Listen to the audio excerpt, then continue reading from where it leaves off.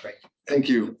Next, we will review and approve minutes from the previous meetings. Madam Secretary.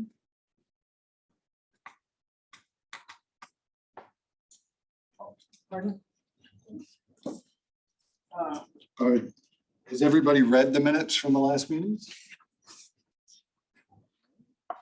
If there is no discussion, can I get a motion to approve the meeting? So moved. I Kevin? Second, By Jackie. Jackie. There you go. second by Jackie. All in favor? I, Moving too fast. Opposed, same sign. The minutes have been approved. The motion carries. Chair remarks. This is quickly. I've been extremely happy so far seeing the work that we've been doing as an organization. We've had 2 interim meetings, informational only, that I thought were very, very good information wise. And as we look forward and do some discussion later in the day, we've got 3 more scheduled coming up. You know, I can't stress how important these are to continue moving forward with our mission and getting the word out there of what we're trying to do. We have a big mission, and I think it is well within the capabilities of the council and the departments to make this happen. So it's just going to take a little effort from all of us. And thank you, Vice Chair. Yeah, no, I appreciate your comments. Not a whole lot to say other than the fact that this council is really important. I mean, I'm leaning on the dairy side. And exports for dairy, you know, globally. I mean, coming out of the U.S., it's up to almost 1 in 6 days of production is now exported, and our ability to tell the story of the dairy farmers about how important exporting is, because many of them still don't understand that that's the vast majority of the growth for dairy in the state is going to come from the other 95% of the world's population. And the work that we do here is really important, and I appreciate the folks around the table and online that are giving up valuable time to be here to make sure that we continue to push forward. And the interim meetings that we've had are really deep and important topics. And I hope that everybody in the room knows that they have a voice and they can lean in and make sure that we're on topic and getting those conversations that they and their businesses need to help move Wisconsin agriculture forward. All right, with that, we'll move on to public comments. Sorry. No, that's okay. Would like to make a public comment at this time?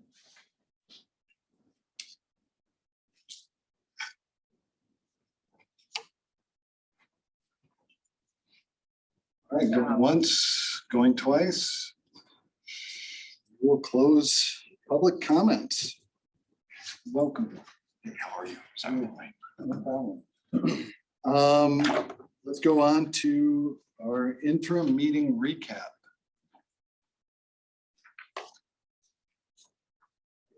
Lisa, do you want to talk about the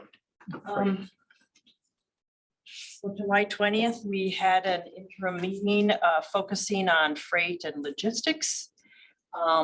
Charles gave a presentation on their initiatives through Chippewa Valley Bean, trying to efficiently move beans through the Great Lakes to Europe and connecting ships. We also had an overview of the Wisconsin Department of Transportation Freight Advisory Plan, and their team from DOT provided an overview of their state freight plan, and we had a general discussion about that.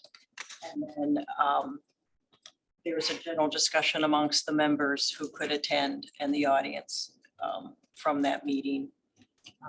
I feel like that was a really important piece and probably should be continued, more discussion on that freight logistics issue based on our discussions from that meeting.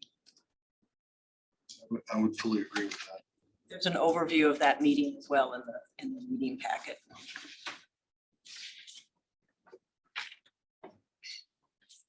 And second, on August 17th, we had a conversation around interim meeting, which going forward, we'll be calling those informational webinars, or agricultural export webinars. And two things about that. One, we talked through the year-to-date export results for the state. Both Katie Sinnott had presented on overall exports, Wisconsin exports, and they are up. And that's across all the manufactured products as well as the food, forestry, and agricultural products that we talked about.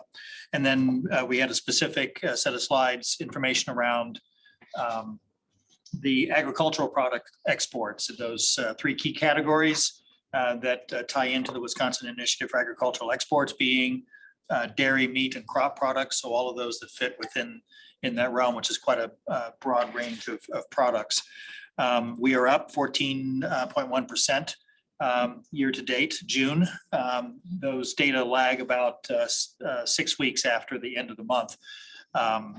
And then as well, we had some presentation around what harmonized system numbers are, what that means, why that's important to us, and how we're able to use those numbers to understand which products we're shipping. We have access to a data tool thanks to WEDC, and they've provided a seat for us on their subscription to the Wiser Trade Program application that allows us to be able to not only see Wisconsin exports, we can see US exports, we can see other country exports, and we can see other country imports. So as countries, and they report more on a yearly basis, we don't get that on a quarterly or monthly. But that information then can help individual companies as well as industry groups understand where our opportunity points are. We also use that to be able to determine what are those stronger markets that we've identified in that WIAE plan. Quick question there, Mark. How big of a harmonized code does that go? Down to 6 digits. So the harmonized code is up to 10 digits. The tool goes down to at least 6. So we're able to go reasonably accurately, but good point that to go to 10 digits, then you have to go to other sources sometimes, and some of those paid sources, and that in specific country reporting. And the opportunity there is still ongoing, which is trying to understand, at least in a few key commodities, volume shipments. The one piece of the data tool that we're not able to take advantage of is understanding the unit volume shipments that go by land. So the rail and truck shipments that would go to Canada and Mexico, which, by the way, is, Canada's our largest market. Mexico now is our 4th, used to be our 2nd largest market. So we're not able to get the full data. So we are in discussion with some folks, some of the economists, ag economists at UW and the UW system, to see if we can find a methodology to be able to get that information, at least on a few key commodities. It may not be all the products that we talk about, but at least that will help us understand if our sales are up, because if exports are up dollar wise because of pricing, or if it's also up volume wise. And either way, if you got a lot more volume and a lot less price, it means you're making less money. Other way around, you're shipping less stuff. So either case, it would be helpful to know on some of those commodities. And so continuing to work with that group to understand how we might do that, and look forward to being able to report that at a later informational meeting. And that, as Lisa noted, for the freight and logistics, also in the information packet is a 1-page on kind of the recap of that meeting, and as well the which is also on our website, the year-to-date Q2, so up to June of 2022 export highlights. So that information is also included, and that concludes the report out on August 17th. I'm going to go back. Lisa and Mark for that. I think there's more to discuss there when we get into the general topics to dial in on. With that, we'll move to the recap of the USDA trade mission to the UK and the Philippines. Secretary Romanski. Great, thank you. I'll start and then we'll transition to Krista. Mark and I were able to attend the USDA trade mission that went to the UK. And you have the slide. There's some. It's up right. Okay, so you're on, you.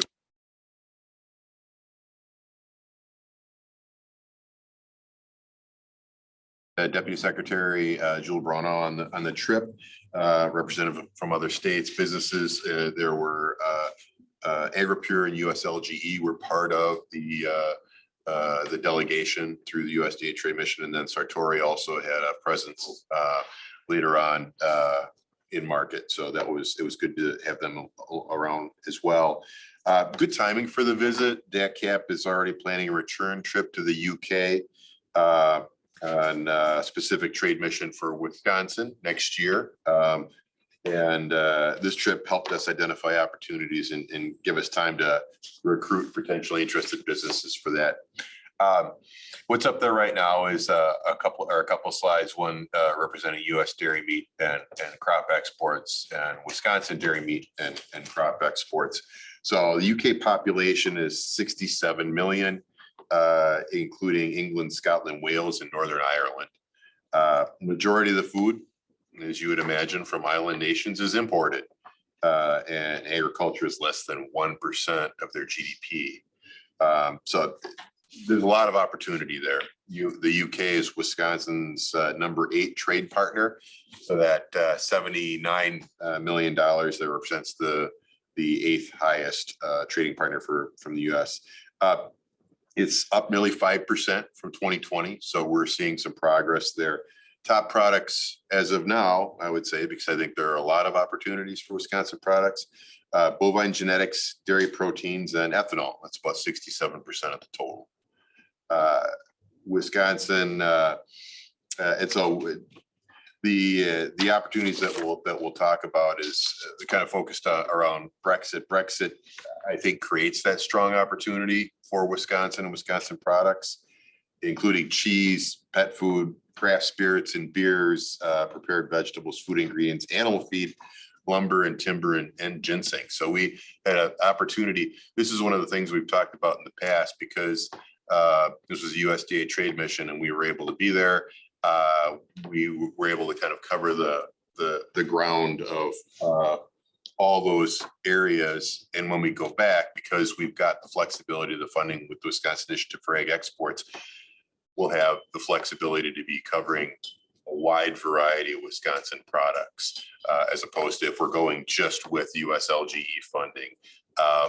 So it speaks to the importance of the funding that the governor and the legislature agreed to in the last budget. Flip to the next slide. So the trip was June 20th through the, we wound up getting back on the 26th, Mark. Does that sound about right? Yes. Yeah. Mark and I went early in advance of the USDA trade mission so that we could have some additional visits of our own. We met with stakeholders like the British American Business, which is the lower photo there. That's CEO Duncan Edwards. We also spoke with Softwood Export Council and the American Hardwood Export Council. Had the opportunity to visit a dairy, which was really interesting. The Holly Green farm there is a little atypical for a UK farm. That it was a farm of about 500 cows and 500 acres, and quite a bit larger than other dairy farms in the UK. It was great just to have the tour and the conversation with them, because the hosts were saying that the things that they experience in the UK are really similar to the kinds of comments that are made about US dairy farms. They're all big, they're all corporate. They don't care about their animals. And of course, we agreed that's not the case and gave lots of examples about how, Wisconsin and US farms are family operations and they do care about their animals and water, and talked a little bit about some of the sustainability components. But it was helpful to have that perspective from a dairy farmer there before we got into the conversations, because this will harken back to some of the other conversations we've had in the interim and the prior meeting. Is sustainability is the buzz, and we'll talk about that a little bit more actually on this next slide. But these were all really good examples of visits that we were able to get into before the trade mission started, because we had gone in early. The next slide talks a little bit about some of that sustainability and branding. So we had the chance to go through and visit retail stores, just looking at the shelves, seeing how things were displayed, what was in the market or what was in the store shelves, where it was in the store. But these are some photos of some labeling of things. So you see things like 40% less plastic, or the farmer's promise of caring for their cows, and the one in the lower left, carbon neutral sustainable farming. These are the messages that they're sending to consumers in the grocery stores there. So almost no Wisconsin product in those grocery shelves, but I always think about this as creating the opportunity. We want to just kind of share what some of the marketing is focused on.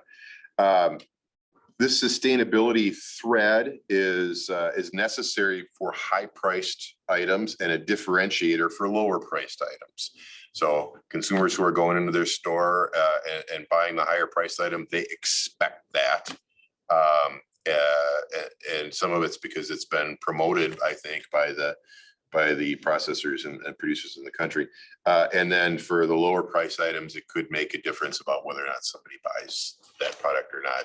Charles, not any different than what you've talked about with, the margin on some of the products that you ship. One of the things that we emphasized when we were there is that US and Wisconsin farmers and processors have a really good story to tell about sustainability. We also had a chance to visit a session of Parliament, and at that time, actually, the UK and the US agreed to a Sustainable Productivity Growth Coalition, which I think is a framework around which the two countries hope to work. That was great. It's a voluntary coalition to help accelerate this transition to sustainable food systems that considers impacts to and trade-offs among ag objectives. So it was ceremonial in nature, but it was also helpful because we had some meetings with some British trade people as well. This next slide actually covers some of the actual USDA agribusiness trade mission. This was, we had a meeting with AgriPure on the upper right there. We had market, economic, and political briefings, went to the US Embassy and UK Parliament, and the center photo on the bottom there is a part of our visit with Minister of State for Trade Policy, Penny Mordaunt, and that was a valuable opportunity. Just that was taken after our one-on-one briefing with her about how we wanted to open opportunities for U.S. products, and of course, I was specifically talking about Wisconsin products, but it was meaningful because we're excited to make these connections with players in the market, and our agency as we continue to work on the Wisconsin Initiative for Ag Exports. It's a valuable market for us to be in. Oh, I think I forgot, even though Jeff's not here, I don't know if he's online. The photo in the lower right there is Sartori cheese at the U.S. Embassy. Oh no, that's the trade. The ambassadors reception. So Sartori cheese was one of the participants in that. It was great to see. The next slide, I'll be talking a little bit about takeaways. We also had the opportunity to visit a Rothamsted research farm, one of the oldest research institutions in the world. The photo in the lower right, you can see the ground there, and way in the back is a field, and that is that tiny plot of land way out in the middle of the field is genetically modified crops that they're doing some research on. They said they got a little bit of interest, shall we say, when they decided to do that, but they thought it was an important thing to do, and put in all what they consider to be appropriate buffers so that people could feel comfortable with the research they were doing there. But it was really good to be with that group there. You know, the takeaway that we have is that we're here to help start with market development now in order to be in a position to when the UK market opens up even more for US products. The unique nature and timing of when we were there was when we were there, Queen Elizabeth was alive and Boris Johnson was the prime minister. Now that's changed in that brief time since we've left. The good news is I think the timing of us being there was we did still create relationships for people who are engaged in high places. For instance, Penny Mordaunt is no longer the trade policy administrator. She's the speaker of the House of Commons. So not a bad contact to have made when we were there, and some of the other folks that we were around are still going to be in places that those connections are important. The sustainability, animal welfare, carbon capture were all important topics. Packaging for premium and mid-level consumer foods in the UK references those kinds of things. Marketing is done on those kinds of messages. Large food service buyers in the UK are requiring information from suppliers on sustainability and animal welfare for their environmental, social, and governance reporting. So again, the issue kept coming up, and then tariff and non-tariff barriers for US food products and EU remains. The thing that we stress both with the USDA Deputy Secretary, who we had a chance to have some private conversations with, and then also, as I mentioned, the Trade Minister was give Wisconsin products a fair chance and competition. And I think everybody will see that the quality will stand up to any standards that they would have available. And so it's up to us to keep helping tell that message. So we're looking forward to going back in next May or June. And the market, I think, remains a great opportunity for Wisconsin products. So I'll pause there. Happy to answer any questions and or turn it over to Krista to talk about the Philippines. Question, Mr. Secretary. You kind of hinted at it, but what was the word from USDA and the embassy on a possible bilateral trade agreement there? You know, we're close to post-Brexit. What's on the horizon? I think I'm going to make sure that I'm referencing it appropriately here. The agreement, the Sustainable Productivity Growth Coalition, is a start for that kind of thing. It's a voluntary coalition, but the purpose is to help talk about some of the things that could lead to that. There was no timeline given on when that might happen or how that might happen. We did talk a little bit with the trade policy minister about state MOUs. Kevin, I know you and I have talked about this. Indiana and a couple of other states have considered that, what that looks like. We've got a framework for what those things might look like.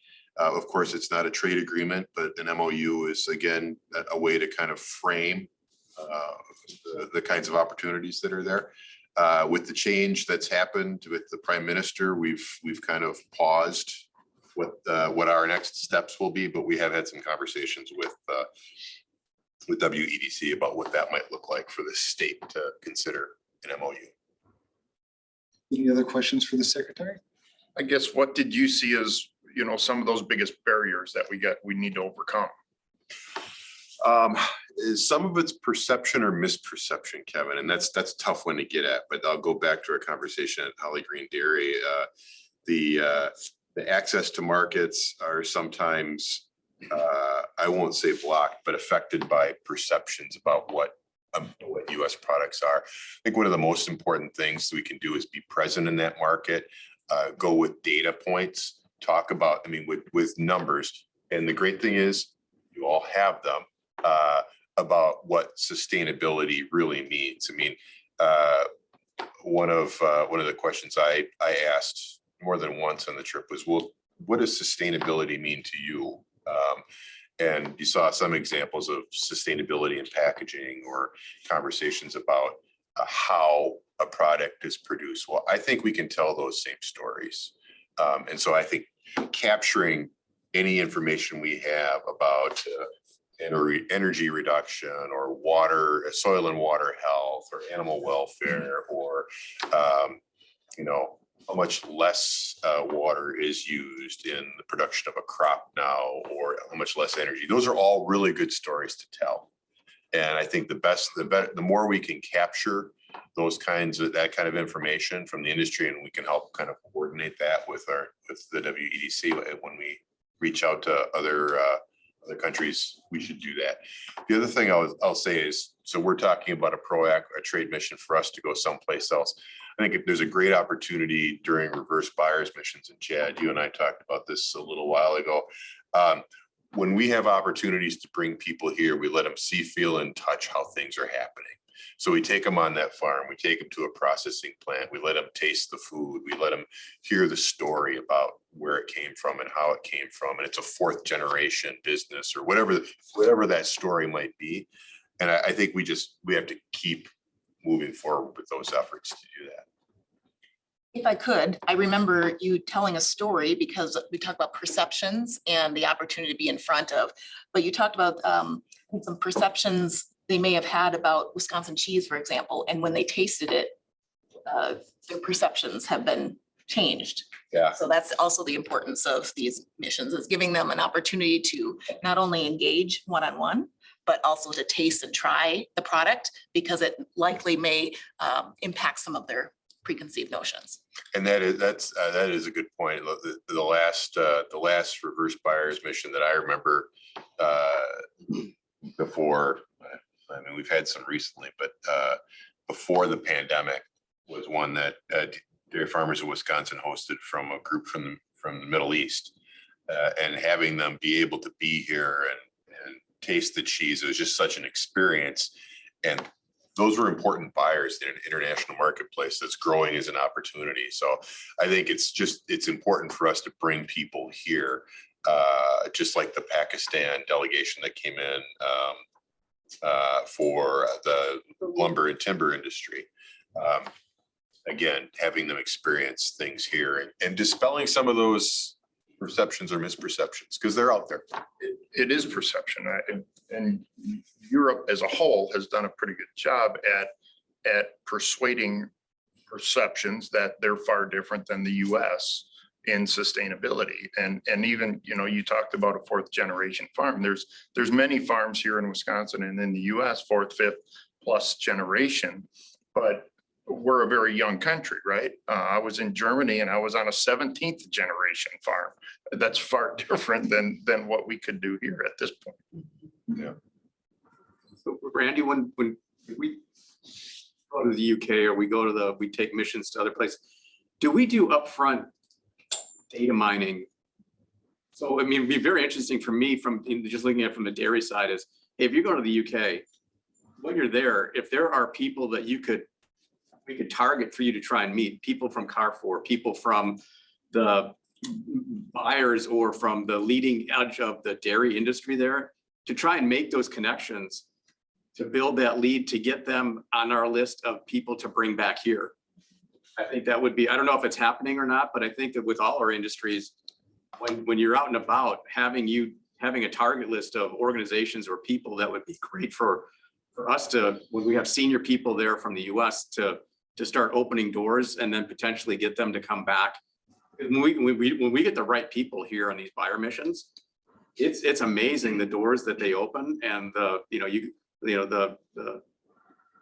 Saudis and the amount of volume and the placement and that Wisconsin Cheese now has in a number of their major grocery stores coming out of that buyer mission.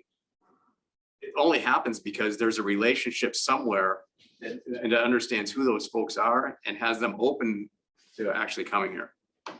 Wherever we could be a resource on things like that, we can and will do that. So if you have suggestions now or in between now and when that trade mission happens, and I say this to all of you and those who are online, please let us know if there are contacts like that we can help connect the dots within country. Sorry, I've got one question, sir. You had also mentioned the discussion of tariff and non-tariff barriers. Sort of, to what extent is that really discussed on the trade missions, or is it really something that's more of a topic that's left to sort of the federal level, or is that conversation between Wisconsin and the U.S. government versus will make the trade and go on the trade missions? Yeah, a great question. You kind of framed it all in one there. So it came up as a topic of conversation among states and with our USDA and Foreign Ag Service travel coordinators. It came up in conversations with folks from the UK. Ultimately, that's going to be a conversation that happens at the USDA UK level. To the extent that we're able to offer input, we're certainly happy to do that. But that's a decision made at the highest level. Appreciate it. Thank you. All right, thank you. We'll move on to Krista. All right, the next slide here. Krista Knigge, I'm the administrator for the Division of Ag Development here at DATCAP. And back in July, I was able to go to the USDA Foreign Ag Service mission to the Philippines, and I was along with 29 agribusinesses and farm organizations. There were 3 from Wisconsin. Primary goals of this mission were to help expand trade, increase collaboration on issues that were impacting agriculture, and really to help strengthen the Philippine food security. Topics of discussion included veterinary services training related to African swine fever, to make sure that they are ensuring safe pork and pork products, dairy product tariffs, and product registration trade barriers, including some expiration date, labeling trade barriers. There was also an agreement between the U.S.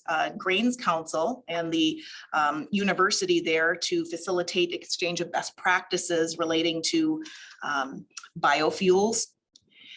We made some introductions to help just make sure that we are building some positive relationships there for safe and reliable food products into the Philippine markets. In contrast to the UK trade mission, where sustainability was a high topic of conversation, the Philippine market, in fact, when we asked specifically what are the concerns of the consumers about sustainability, it was very clearly related that was a luxury topic of conversation, and they were really more focused on just having the basic food security needs met. So the participants, there were some, as I mentioned, company participants on this trade mission.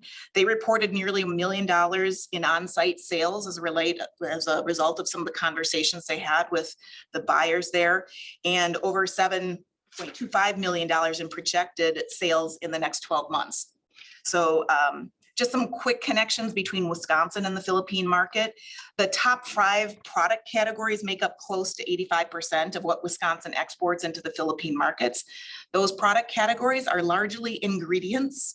So odoriferous mixtures, edible preparations, oil seeds, dairy, eggs, honey, edible products, meat, and edible offal. So those are ingredients that are used in things that they are making. The picture on the left there, the Micro-Asia Food Industries, that is a kitchen for where they prepare the meals for the airline industry. And they had a halal and non-halal kitchen, but a lot of ingredients, as you can imagine, are used in preparing those meals. Notable, we met with some of the U.S. Dairy Export Council on-site representatives in the Philippines. And U.S. Dairy Export Council, if you may or may not know, has got a training facility in Singapore where culinary professionals are being flown in to learn about how to incorporate U.S. dairy ingredients into the meals that they're preparing. So an important connection there. We also did tour a grocery store. It was apparent that, rice is a very big staple in their diet. There were ample dairy products on the shelves, many commodity products. I saw a bulk area where commodity cheese was sliced and prepared, available for sale. There were some Wisconsin cheeses in the marketplace. In fact, Chad, you'll like to know that there was actually an in-store display sampling California cheese and dairy products. An ice cream. It was a very hot time for us to be there. So there's definitely opportunity for Wisconsin in that market. Definitely some good relationships were made and contacts, and we look forward to continuing some opportunities. I will also note that there were some conversations with the Philippine Foreign Ag Service staff related to lumber exports. So that's an opportunity as well in that market. Any questions? One question, just out of curiosity, what is the dairy tariff in the Philippines? I'd have to look up specifically what the issues or concerns are related to dairy imports there. I don't know off the top of my head. Just a question. When you talked about CMAB and California Dairy, they have a program with the Philippines that if they put the California logo on, they get some money back from CMAB. So that is obviously a challenge for Wisconsin. We're from MCT, we're familiar with that because we've tried to do that. We have some customers like Santini in the Philippines, and they specifically have to buy Hilmar cheese out of California because then they will get money reimbursed from CMAB. So those are some of the challenges that are kind of outside your normal challenges that Wisconsin faces. So just something to think about. Great. Any other questions for Krista today? Thank you both for the presentations. We look forward to the next missions along the way. I can't stress how important these are. And for those in our organizations that haven't been, go get your feet wet. It's huge. And Wisconsin does a lot. One comment on the UK. We're from Wisconsin. We have buyers in the UK that the moment that some of those penalty tariffs came off here recently, they were super excited. Like they really thought that there was going to be some sort of a trade assistance. And it's almost like they're waiting for that before they really truly engage. And the challenge for us is to get them to do it without an assistance. So being present and showing interest probably goes a lot farther than we think. Thanks for that input. I agree. And that was one of the values of the timing of this trip was we had already kind of had this market on we had the UK on our horizon a lot earlier than this, but because of the travel issues around COVID, we weren't able to get to the market. The USDA trade mission was a great time to be present for us and also frame when we go back so that we have that head start. I think one of the things that Krista was talking about, commodity cheese, and there are different marketplaces around the world, but there are places that need to understand, that quality is a symbol for everything that's going on in Wisconsin. It's volume. So I'm thinking like from your world, vegetable processing, if they're looking for vegetables, we kind of have it all. Obviously dairy and dairy products, but we've mentioned some other things too, ginseng, cranberries, hardwood, spirits. I mean, there's a lot of things that hit our agenda when we were there, conversations that we were able to start. So I think being present and being back there to be present again soon is going to be a good thing. I'll interject quickly. There's a saying that has become very clear to me. It's the first trip you make you figure out who's in the market. The second trip you make shows them you're serious about being in the market. And it's usually that third trip where you ink the deal. So being present is a huge, huge thing. So with that, I believe we'll wrap up the trade mission report and at this time move into the DACCAP WEDC Trade Promotion Activities Grants Q2 update. Mike. Thank you. And we spoke about some of this at the 4th May meeting. So just since then, we've completed several of those. These are activities that were under the initial round of funding, the fiscal year 22 funding. And so just some of that we've already seen in terms of the events that we've done. The exporter training for folks in the state, working with Jennifer Liu, working with the Lake States Lumber Association to bring a number of folks in to help those companies understand better how to do their exporting. That's part of what WIAE is supposed to do, which is to help develop our exporters, those especially those new to export folks, but also folks who have experience and looking to grow more. The VIV Netherlands, that is a show for livestock genetics. Feed is quite major in that show. So focus in that area with 5 companies participating. And one of the things we did initially for the first time really is working with World Dairy Expo to help cross promote that show so that the buyers who come to the stand are aware of what that show is and broaden that reach, that international reach for the show. Luis Santana and Jennifer Liu were the 2 folks who worked on that. Luis with the WIAE funding, Jennifer through U.S. livestock genetics export. So again, using that both and approach when we're using the federal funds as well as the state funds to be able to move the needle here in our exports. Dairy, Deli, and Bakers Association, that was in June. And that ties in as well with the National Restaurant Association show in the sense that working with Food Export Midwest, then the funds helped in terms of the registration fees and some of the cost for the companies to get into the show, but also to register for that event, the buyers meeting. Think of it as speed dating with your buyers.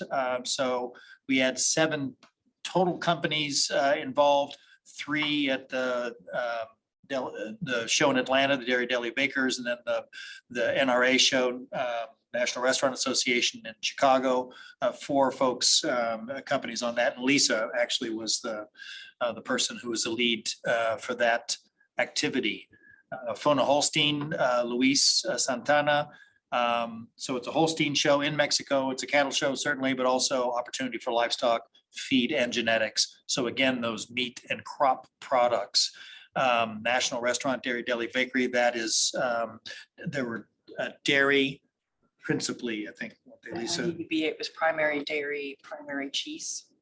For NRA, it was cranberries as well as cheese promoted during that buyer's mission. So crop and dairy. So again, trying to make sure that we're, in that funding, to make sure that we're putting the right amounts of dollars and effort in the distribution that's in the WIAE funding. But of course, all the activities that we do are across all those categories. Want to make sure we're lifting all of those export categories up. The China Dairy Expo, there was stand space there. People can't travel from here to China. It's difficult for people from China to get out.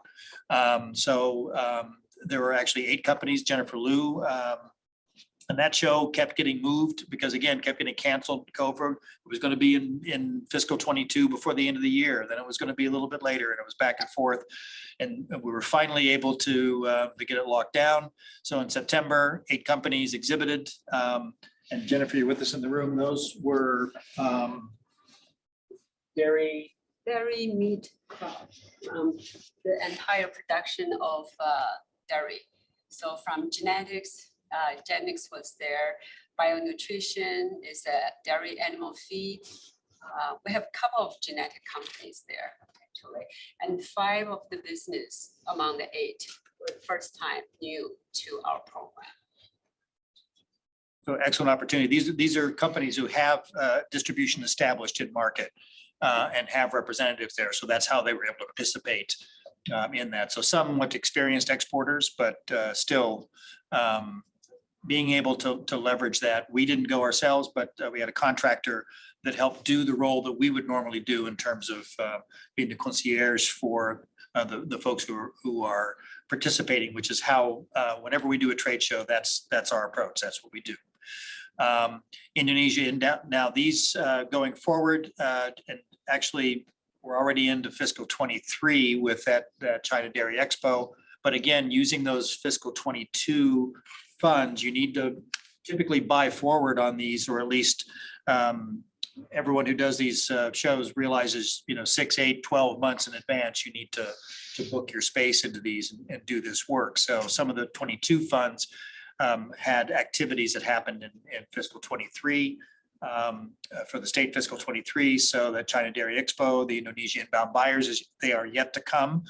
We're estimating up to 8 Wisconsin companies as we get that more finalized. It's coming up here fairly soon, but for those folks from Indonesia coming, we have it from the dairy industry in Indonesia. We tried to get someone from their agriculture department as well, but there are some restrictions for those folks on travel. But at least we're bringing in one person connected well with the industry, but also with the government side. That one will be World Dairy Expo certainly, but that's around livestock and genetics. There's also feed products opportunities. Within feed, we'll have to say that there is at least some dairy in that as well, because it's animal feeds that are from dairy products, so those milk replacers in the dairy industry, but then also whey products. So there is a bit of dairy in feed, but that's mostly crop. And then of course, genetics is meat. And then the Global Dairy Summit, and Jennifer will want me to make sure that I let everyone in the room here know, certainly everybody online, that 6th of October, 8:30 in the morning at World Dairy Expo. We'd like for you to register for that. And by registration, you would get an email that would allow you to get onto the grounds. So even if you don't have a pass to get into the show, although we would highly recommend that you do the show as well, but you would be able to have access to the World Dairy Expo grounds in order to attend that conference symposium, which will have Cheryl Meschke from AMPI. We'll have Krista Harden from U.S. Dairy Export Council. So 2 major CEOs in the U.S. dairy industry, Torsten Hemme from Germany, and Advan Velde from the Netherlands. So we have a European's perspective and really looking at the next 3 to 5 years in terms of where they see the direction for the dairy industry, and not just production of milk, not just the selling of dairy products, but also about the inputs and about the consumer directions. And so it's actionable information, not only for the folks who are dairy producers and processors, but also folks who would be suppliers too in some of the other industry areas. So again, great opportunity. I would ask, we've got room for about 200 people and we're about halfway full in the room. So there's still a bit of more space, but as we get closer to the date, that's going to fill up. And then, sorry. We partner closely with DFW and the Thank you. Wisconsin Cheesemakers Association. Thank you for your help and support to make this possible. Absolutely. If you're going to have coffee or a little cheese or something to eat, it will be thanks to those folks who provided that for the room. So the WIAE funds were specific to securing the room space at the show, and then working with helping to bring in some of the speakers from overseas on that. And then Cial Paris, it's a stout. And We took space in the Dairy Hall, the first time it's ever been offered by show management. It's a collaboration between DACAP and U.S. Dairy Export Council. Sartori Cheese and Belgioioso will be traveling and promoting their cheeses, and also Jasper Hill from Vermont. It is a trade policy push as well, with discussions going on that week with trade policy people, Dairy Export Council, and having a reception and really trying to bring our products right to the feet of the European cheesemaker. So we're looking forward to a great week in Paris. So stay tuned for a recap of that. I'm going to interject there and say, if you ever go to CL Paris, the cheese hall is the coolest place in the. And they're starting to sample again too. So that's good. Good that we're at least got a toe into that door, and then we'll try to get more of a foot than the rest of us all the way in. So those are the activities that trade promotion activities that we undertook for the year, for the fiscal year, which say fiscal year, but realize that it was 3 months from the date that we had the funding, approved and everything all said and done. The date we executed on these, we were moving pretty quick. But luckily the team is well experienced with that, and we were able to make good use of those funds. At the same time, the International Market Access Grant, IMAG, there were 9 of those, and we'll be talking a bit more about that. Katie Sinnott, when we talk about fiscal 23, we'll also talk a bit about that program. But working with WBDC with that successful and longstanding program that they operate, that taking the WIAE funds, putting it into to that program for the food, forestry, and ag products, the dairy, meat, and crop product companies. We 9 grants under for meats and crops under the WIAE. Now, I'll also talk about a couple more that came through some other funding, and then export expansion grants. So the grants for nonprofit organizations that will benefit companies within a particular industry or across the board, across all 3, in order to do innovative things, to do specific activities across a broad range. In fact, we'll talk a little bit later in the meeting. Some of the folks who are on the council here or associated with those organizations, we'll talk a bit about what they're doing, and then we'll look to actually our discussion around those informational webinars. We'll have a more complete meeting that zeroes in on all of those grants and what's going on with those. Mark, I'll just interject there. This is a great credit to Mark and the small but mighty team at the International Agribusiness Center. He said it quickly, but it was a big lift. We had the benefit from the time the governor introduced the export package in his first budget, and then it got finalized in the second budget. And then when we're waiting for the legislature to put the final touches on that funding, that window got really short. But I remember my first boss always said, plan your work, work your plan. So even though we were waiting for the money to arrive, Mark and the team were planning their work and working their plan, so that when the ink dried, when the governor signed that last bill that got its way through the legislature, they were ready to go. And that really helped a lot. Otherwise, we'd be sitting here without having these kinds of results that we're able to share with you. So it's a credit to Mark and the team that they had a plan, they had worked in advance, and when the time came, they were ready to. Job, Mark. No, that it was excellent teamwork, dreamwork, I guess is the phrase. So it was 7 companies, so 9 companies, IMAG, 7 organizations under the Export Expansion Grant for the WIAE funds. And that estimate, that's just a rough number, just using an average of 5 companies per organization. We believe that it's probably going to be more companies benefited per organization, but that's a budget number you want to start with to make sure that you've got something that's at least reasonable to the amount that we're doing, but we would expect to see more of those as folks start their reports. And in fact, the 6-month reports are going to be due in October already. So time flies, we're having fun. So there's that initial information will start coming through, and of course at the year mark, and then at the final, we'll be reporting. We will be seeing the reporting. There we go. Dairy export grant funding. So In the legislation, there's talk about the authority for $1 million a year. How that happens in the first 2 years is that there was $558,400 in the Wisconsin Initiative for Agricultural Exports in those first 2 fiscal years. The authority for the next 3 fiscal years after that, that is $1 million a year. We would still need to go through the approval process to release those funds every year. But the way that 558,400 in 2 years becomes $1 million in each of those years is this 883,191 that came from a couple of different sources, from federal monies that we had for a while, from a rural development loan, from the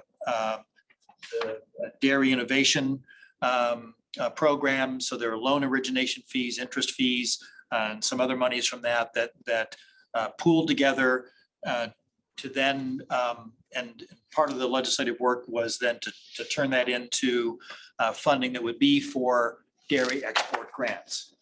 So clicking that together with the 558,400, then we had 2 dairy related international market access grants. So that's where those 2 applications and actual companies granted for $20,000. That was $10,000 each. And then there were 6 organizations, and kudos to Dairy Farmers Wisconsin, Wisconsin Cheesemakers. A number of that whole dairy group got together and said, okay, folks, we've got this money, let's mobilize. And they turned in quite a few projects. And so a number of groups, as we go through later on that review, you'll see all the activities that are around that, which are several. And we'll be talking about that here in a little bit, at least a few of those, that amount of money. So there is 624,000, a little bit and change, still remaining for fiscal 23. As we look at that, and that math isn't exactly correct, should be 30 if our estimate is 5, but roughly 25. Again, it's an estimate. 25 companies impacted from that. But again, we would expect to see a higher number once people really start to execute their plans and their projects, which some of those would be starting here fairly soon, as they've been pulling together the information, what they're going to do, how they're going to do it. Just as a recap, 13 agricultural companies applied and were granted. So as you noticed, there were 11 companies under the Wisconsin Initiative for Agricultural Exports. The breakdown on dollars, so pretty relatively close to the 50% for, 25% for crop, 25% for meat, 50% for dairy, roughly is how the funding goes. This particular round for IMAG, International Market Access Grants, was kind of the other way around. Some of that has to do with the fact that there are way more crop related products than there are meat or dairy when you look at the total in the state. But over time, we expect that those numbers will start to balance out. 2 companies, so 13 grants. The team did an excellent job to mobilize and move that through pretty quickly, because the WEDC process is that April 1st is when that's the final date to receive applications. So we had from March until April to be able to get those companies onto that international market access grant and through that process. Again, applaud the team for the efforts that they did to get that information together and get those folks on board for the funding. 2 companies actually, because this is a longstanding program at WEDC, so 2 of those companies out of that 13 were actually funded by the existing funds that are for the International Market Access Grant. And then the Export Expansion Grant, there were 18 applying organizations, 13 were granted. So that additional dairy funding really helped to boost that number from the initial plan, which had really enough for 4 companies if each one of them went at $50,000 each for that $200,000 that we had originally budgeted in the plan. So 13 organizations granted 49% of the funds. This is where we're closer to the distribution. 49% of those dollars go to dairy, 27% for crop, 24% for meat. So again, much closer to that 50, 25, 25. And in the legislation, it's actually dollar amounts. So it's 2.5 million for dairy, 1.25 crop, 1.25 meat. So in the legislation, it talks about the dollars, but it really does break down because we are using that $1 million. Over 5 years. Over the 5 Over years, 5 thank years. you. The other point of this too, though, is that as part of the part of the plan, rather, is that we need to move the grant 15, at least 15% of the 5 million, so $750,000 needs to be granted before December 31st. And we're pretty far along the way on that. And this next round of the IMAG grants have been opened. They opened up in July, I believe. Katie can confirm that for us, but quite early in this cycle. And so from now until April 1st, applications can be received in that program. So that's open right now, and we expect to relatively soon in the next week to be able to open up the RFPs for the export expansion grant. So it'll be the fiscal 23 round for export expansion grants. People who, well, we can talk about it for 23, but in any case, that is open and available. Export Tech support. So there's one other piece to this included with the International Market Access Grant. Export Tech, WDC works with two organizations, Manufacturing Extension Partnership on the eastern half of the state, the western half of the states, the Manufacturing Outreach Center in Eau Claire through UW Stout, and the other ones with the Wisconsin Manufacturers Extension Partnership. So those two organizations provide a Export Tech program grant support. Katie Sinnott will talk about what that program is in a little bit, but for companies that are producers, so Chippewa Valley Bean would be a good example. The ginseng producers would be another good example. And then also the livestock and genetics companies, those are all producers. They're in a different North American industrial classification, NAICS code, than the manufacturing companies. So as a result, there is some of that federal funding that's available to support that is not available for those companies. So to make sure that folks participating have the same cost of the program, because there's a cost to do this, there's a tuition support that was also built into WIAE. In fiscal 22, no one signed up for that. That was, and part of that had to do with just the time that was available and the sessions that were running. But we have at least now one company for fiscal 23 that's already taking advantage of that, and we'll continue to do some of that. We just, in fact, had a webinar and that's recorded, so we'll put that up online for folks to be able to know what that program is, how it can work, and how it can benefit them, so that we'll be able to get more people availing themselves of that support.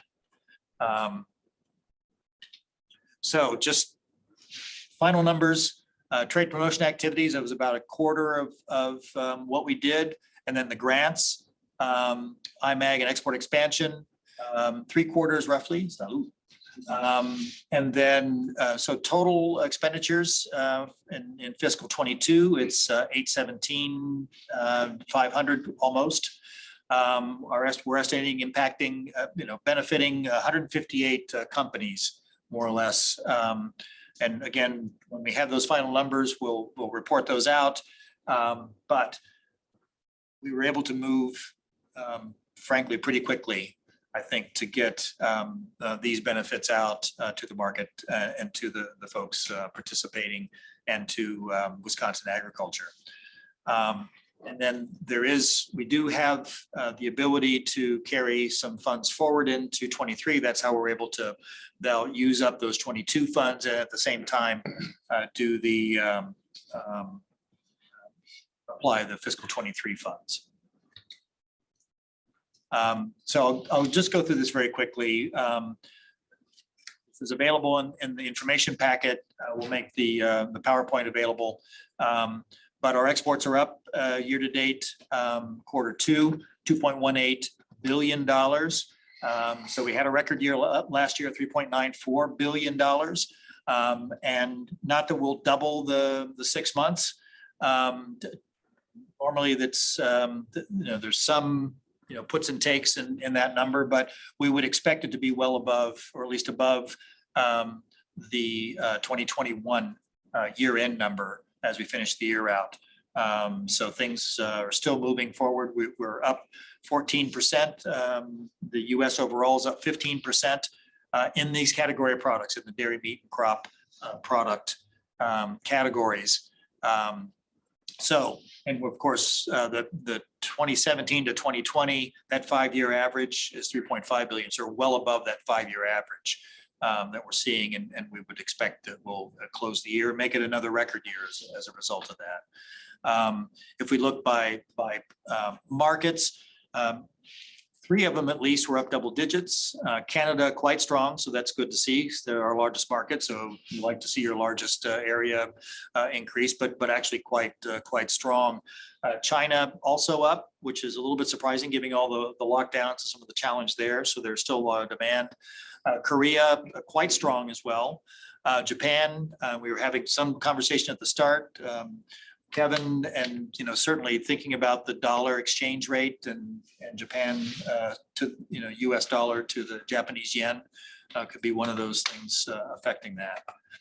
And then as well, that may well be, we're not sure entirely, but for Mexico, pretty flat, but they've also had some just their economy has been challenged for actually some pre-pandemic, but then pandemic didn't really help at all. So, looking at in Canada, it's ethanol, beverages, and sauces. Those are those miscellaneous preparations, food preparations. And Korea, dairy, meat, and then also those food preparations are kind of those strong drivers. We are we've been pretty solid in that for quite some time, 13th in the U.S.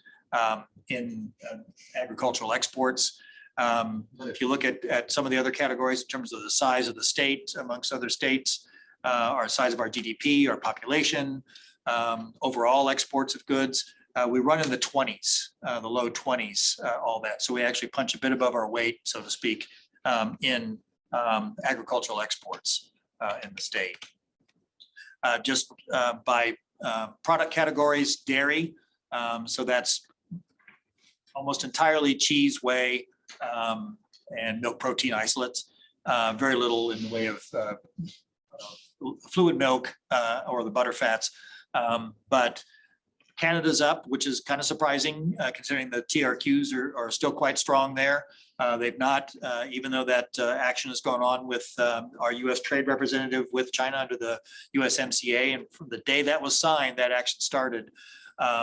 They put forward their plan. The problem with that plan is that they're still favoring processors and not retailers or distributors or the food service buyers. And USTR has rejected that. They've gone back. It's a bit of a waiting game, so they're dragging it out some. They've come back, and it's all within the process. They're coming back with another plan, but we're expecting them probably to do the same thing. Next step after that could be retaliatory tariffs, but that has, of course, knock-on effects that we prefer not to see. So hopefully they're able to find a way to at least get closer to what they promised to do in the first place in that agreement. So China up as well, again, surprising given the situation there. Korea very strongly up, nearly 80%. So that's really quite shot up. In Japan. So despite some of the challenges on the end, at least in the dairy category, we're up quite well. In Mexico, again, given all the challenges, great to see that, among the categories, dairy's up almost 38%, 37.5%, which is good to see because we've had some challenges in the previous quarters with dairy. Meat, on the other hand, up almost 2%, so not terrible, but not quite as strong as some of the other categories. As you look through the list, Korea, again, quite strong. We had a strong month in Korea. China up again as well. And then Finland, Finland's up, which is great to know for the mink industry, because that pretty much is all mink. that we're shipping into that market. The largest auction house and seller for most of our producers here is to Saga Furs that goes to Finland. But great to see, and it has helped to keep that category up. But then all the rest of the countries have also shown a net down. And then in crop products, Canada, that's, I think, the major driver of why Canada was up was in these crop areas. Mexico and China, they're just bumping along here at that single digit increase. Again, Korea, just overall, Korea had quite a strong first half of the year for us, and Japan down in that category. And then oh, sorry. Move on there, Mark. What, Korea's across all categories. Do we know why Wisconsin agriculture is making such a big impact there right now? Well, and I don't know if it's, what we didn't run on that was the US dollar amount. I would say that it's not just Wisconsin, it's all the US. Certainly, the economy is quite fairly strong there. They're not having some of the challenges. That stagflation that's still going on in Japan by and large. Not had, I think, as many issues with the lockdowns. I think their economy seems to be doing reasonably well.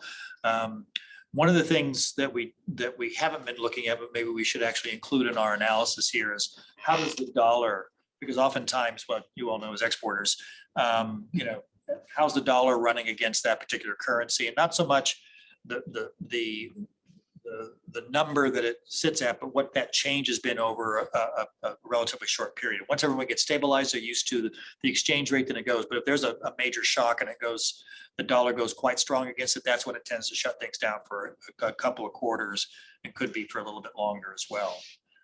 So that's one of the things we can take a look at to see how that might correlate with what's happening. I'd be interesting to, it's, with the stagnant and decreasing population in South Korea, I feel like we're displacing something. I'd be very curious to know who we're displacing Against others. So the data tool will be able to help us understand that. So we can look at what they're importing from other countries to be able to really dial into, all right, who's losing in that equation. So we'll take a look at that across those, just to see what those drivers are. And we would look at it from the national perspective, not just Wisconsin, but typically as the nation goes, so go we. Thank you. Great. If we will. I have one Oh, sorry. last item. Yeah, so just one thing to share. It's actually kind of a wrap up. Mark's been talking a little bit about how we're able to do what we're able to do with the funding and show the results of where we're at right now. But one of the great things that I always like to highlight about the Wisconsin Initiative for Ag Export is the agreement component of it. It's been a priority from Governor Evers from day one, and we've seen it as support in the legislature too. That makes for a great recipe, and I like to make sure to mention that to people, because we were talking about perceptions earlier. Sometimes that's not the perception, and what I'm happy to say is that it happens more than people understand. But we're fortunate to have legislators from both houses and both parties on this council. So I think that's a great show of interest as well. And Mark mentioned that DACIP recently received our allotment of Wisconsin Initiative for Ag Export funds this year, that $558,400. We've got a copy of our request to the legislature that highlights how we use the money and then what our plans are moving forward. Again, happy to say that that funding was released. A special appreciation to Senator Joan Ballweg and Representative Tony Kurtz, who are members of the Joint Finance Committee and on this council, for their efforts in getting that funding cut loose. So we appreciate that. The other thing I'll say is, where do we go from here? Mark mentioned over 5 years and $5 million. The unique situation that we have to do is we have to go back and ask for the funding again. And so DACIP just recently submitted its budget request for the next 2 years. And we requested $1 million a year for the Wisconsin Initiative on Ag Exports. That is consistent with what Governor Evers initially intended and what the legislature has indicated that they would like us to do. So we've made that request. It's September of this year. The budget will kind of get ramped up again in January and February of next year. And hopefully by the time we hit July, when the new fiscal year starts, the funding will be in-house at that full $1 million. Make it a little bit easier for Mark and the team to track. And then hopefully we can avoid that window of time where we're waiting for the funding to be loose. So that's the recent past of where we've been as far as securing the funding and where our plan is going forward. Our request is to make that funding kind of a ongoing $1 million a year to get together some permanence instead of having to do the start and stop each time. So when the time comes, we'll have that conversation when the legislature returns and hope to see the continuing investment in this program, because I think again, Mark and the team and WEDC, I know Katie's going to jump in the next segment, have continued to have a great partnership and are making really good progress on the goals that were initially set. So just wanted to share that with all of you about where we're at. We've requested the funding for the next 2 years, and we'll work to get that secured. Well, thank you, Mark. Thank you, Secretary, for that, Mr. Secretary, for that.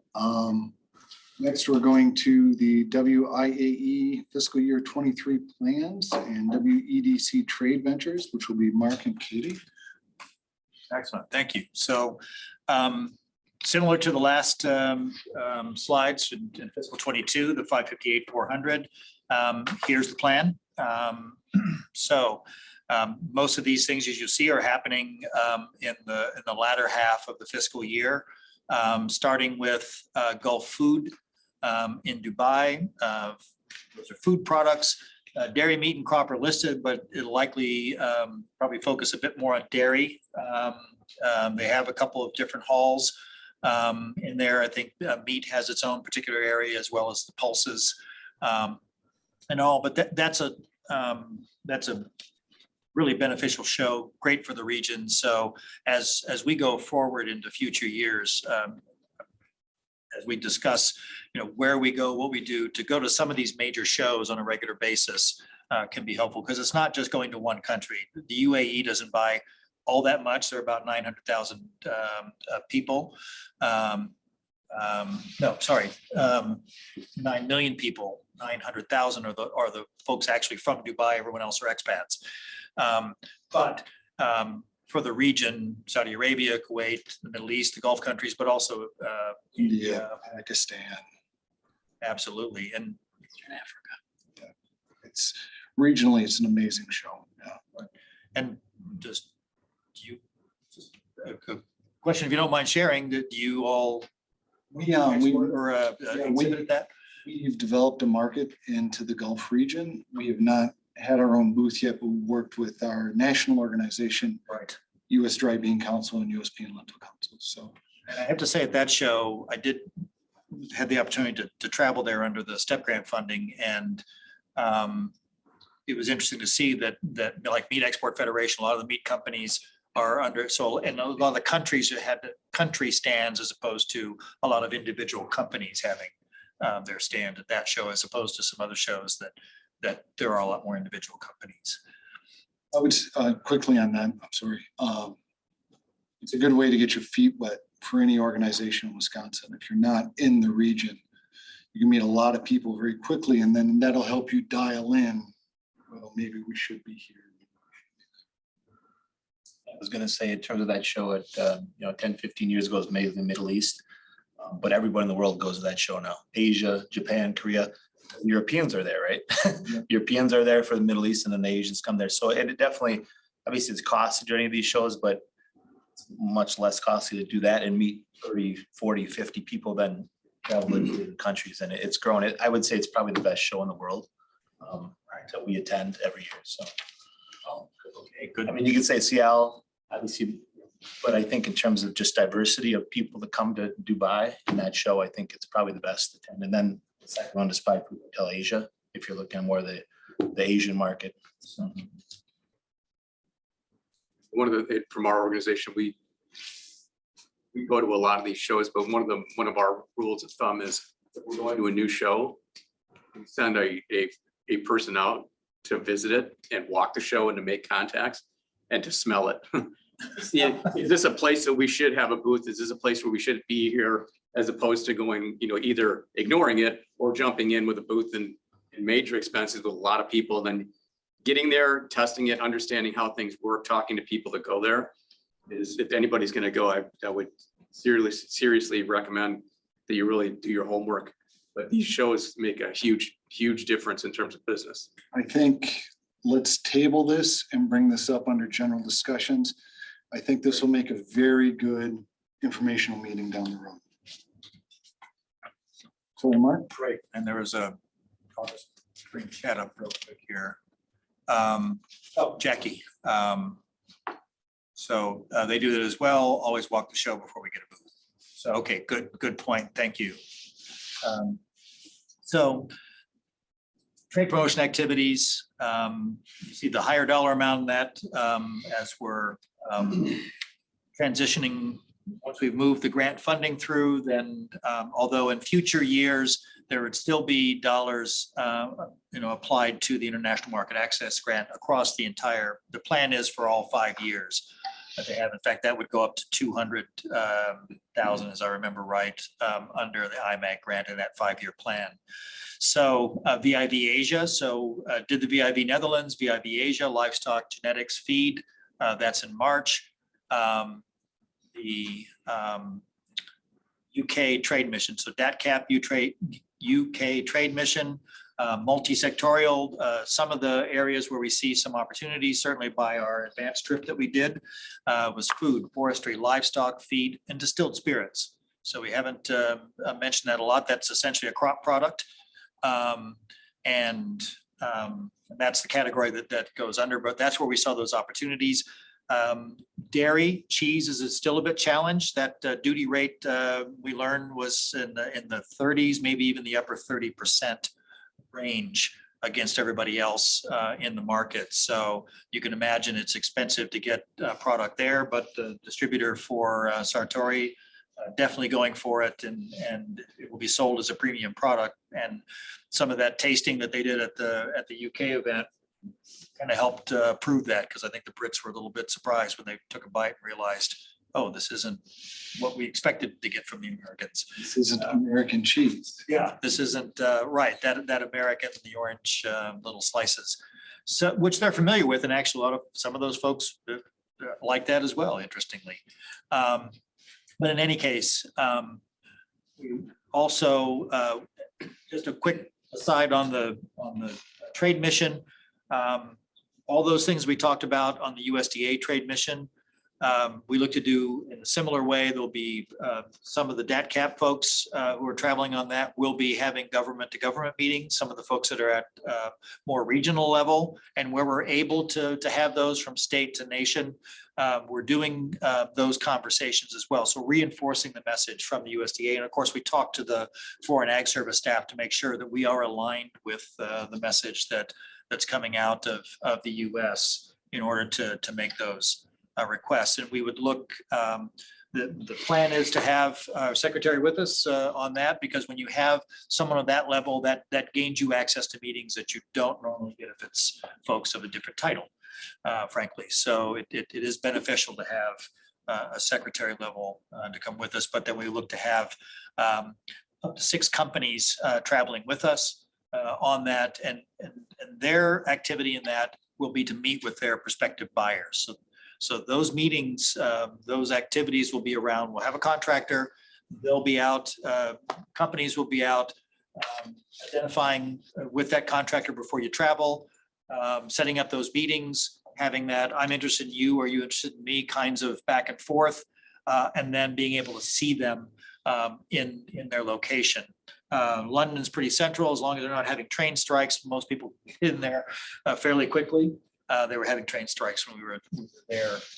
Luckily, they were kind enough to do it on different days. So we were able to get to our meetings on the days they weren't having strikes, and then everybody was suffering. But then some of the events that they had, people weren't able to come in just because if you don't have the trains, you can't get in, and traffic is, we think Chicago area's challenge. That's nothing compared to what happens around London. But anyway, a lot of people would be able to travel to meet us there, and then we'd look to go to perhaps another location in the UK in order to meet more regionally with where those opportunity points are. And that'll be driven somewhat by the companies who are participating on, but that we're starting the planning on that. We've already begun the planning on it, but we'll look to, at the first part of the year, open that up for companies to begin to apply. And then as well, inbound buyer missions. So those are still in planning between March and May. And we'll dial in the dates here, but for food products. So bringing those buyers in, some of that conversation we had about some of the other missions, inbound buyer missions we've done in the past. And then as well, forestry products, so that lumber and timber, wood products. Those are both opportunities where we're bringing those buyers in to meet us, see us, have those conversations, and do a bit of that speed dating approach, where you get to a bunch of folks who are suppliers and the buyers in the same room and have them all meet each other to see where the opportunities might be.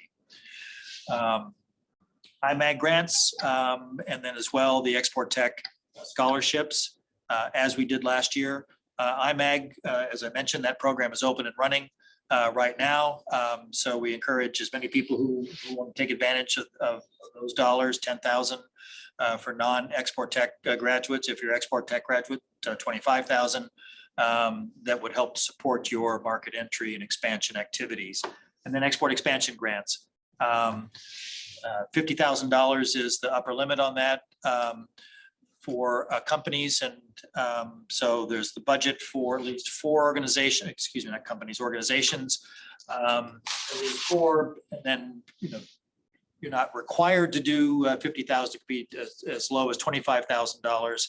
So there could be a few more organizations, but as well, as I mentioned, we have.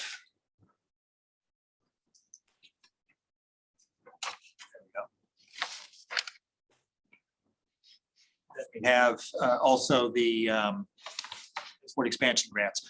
As I was talking through, I forgot the fact that we actually had slides on all these things. So the Gulf Food, sort of says I already talked to it, but in that you can see the information on the show and the URL to get you to that. VIV Asia and Bangkok, and those are the specific dates for that. That's as well on the handouts. And then UK mission, and the information for that. Inbound buyer mission for food, inbound for forestry. So with this, what we'll do is transition to Katie Sinnott. So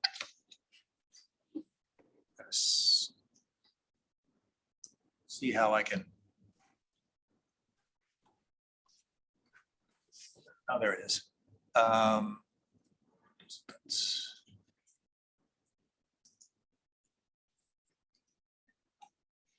question for Mark, at least I know we've had some people from the council join as we've been going. We've been able to capture everybody who's been.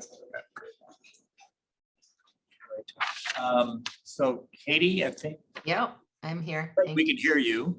Okay, perfect. My camera's on, but that's fine. You don't need to see me if you can hear me. That's the most important part. I'd like to see you. I don't know how to get you on. It's okay, don't worry about it.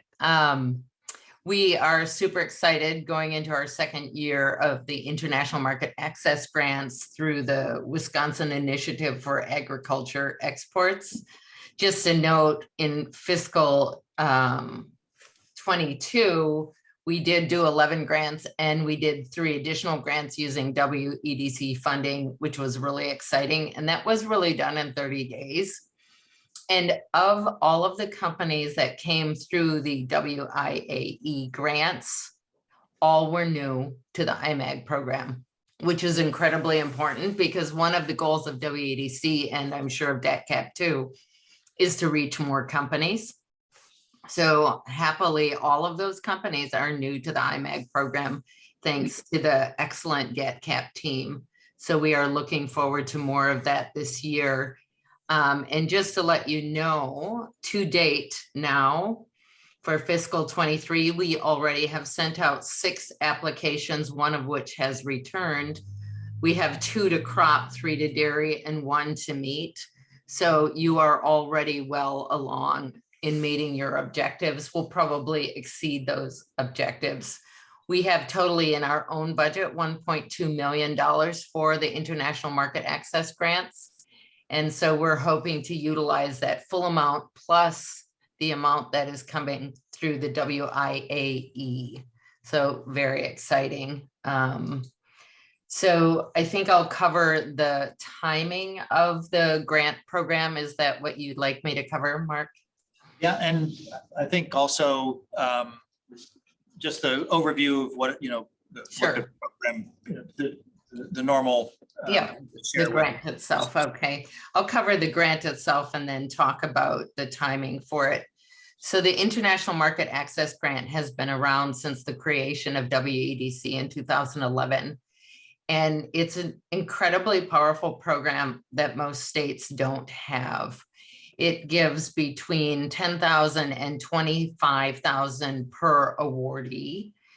And the gating of that grant is based upon a company's completion of Export Tech, which I'll talk about in a little bit. Export Tech, we believe, is an incredible program that preps companies to be really successful and intentional exporters instead of accidental exporters.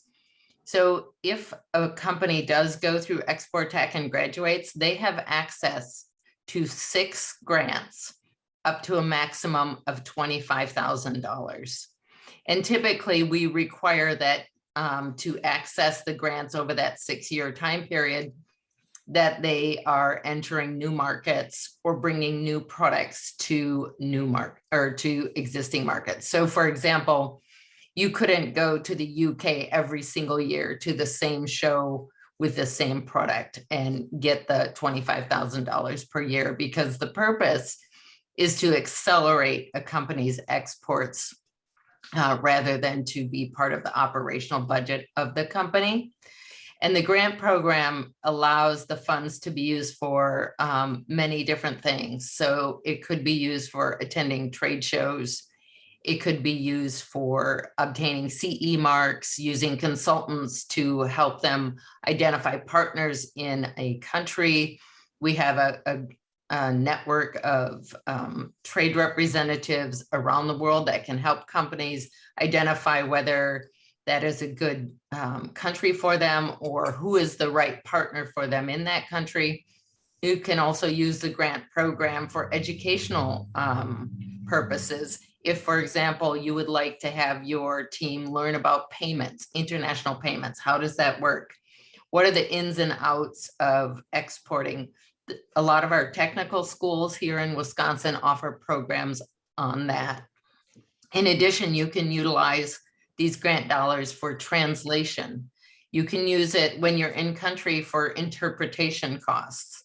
A lot of different things can be used, or this grant can be applied to. The only key requirements are that 35% of the company inputs are in Wisconsin, and they have to supply a 30% match for that grant. So that's really important. We always see that as a key item because having some skin in the game always make sure that the companies operate well.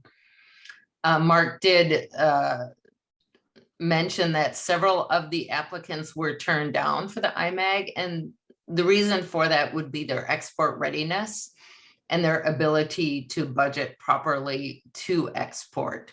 So WEDC goes through a very stringent review process to ensure that the company's budgets and their plans are really well thought out and that they have the ability to execute on that.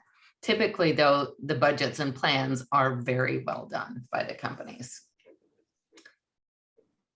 Mark. You want to go to the next slide? Yeah.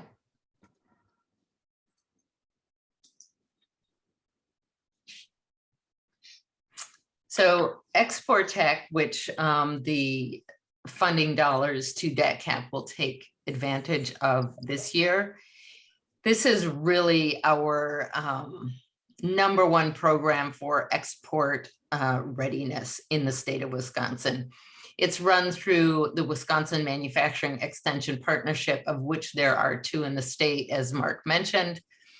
And what we have seen is when companies go through this program, which is 3 8-hour sessions over a 3-month time period focused on the C-suite, companies on average after 12 months following their graduation see a result of over $900,000 on their top line.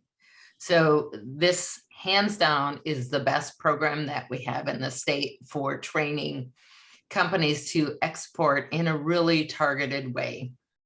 When you go through this program, companies will develop their go-to-market strategy, which includes identifying their target countries. They'll get a list of green, yellow, and red lighted countries, which will allow them to very much focus their efforts on maybe their top 3 countries.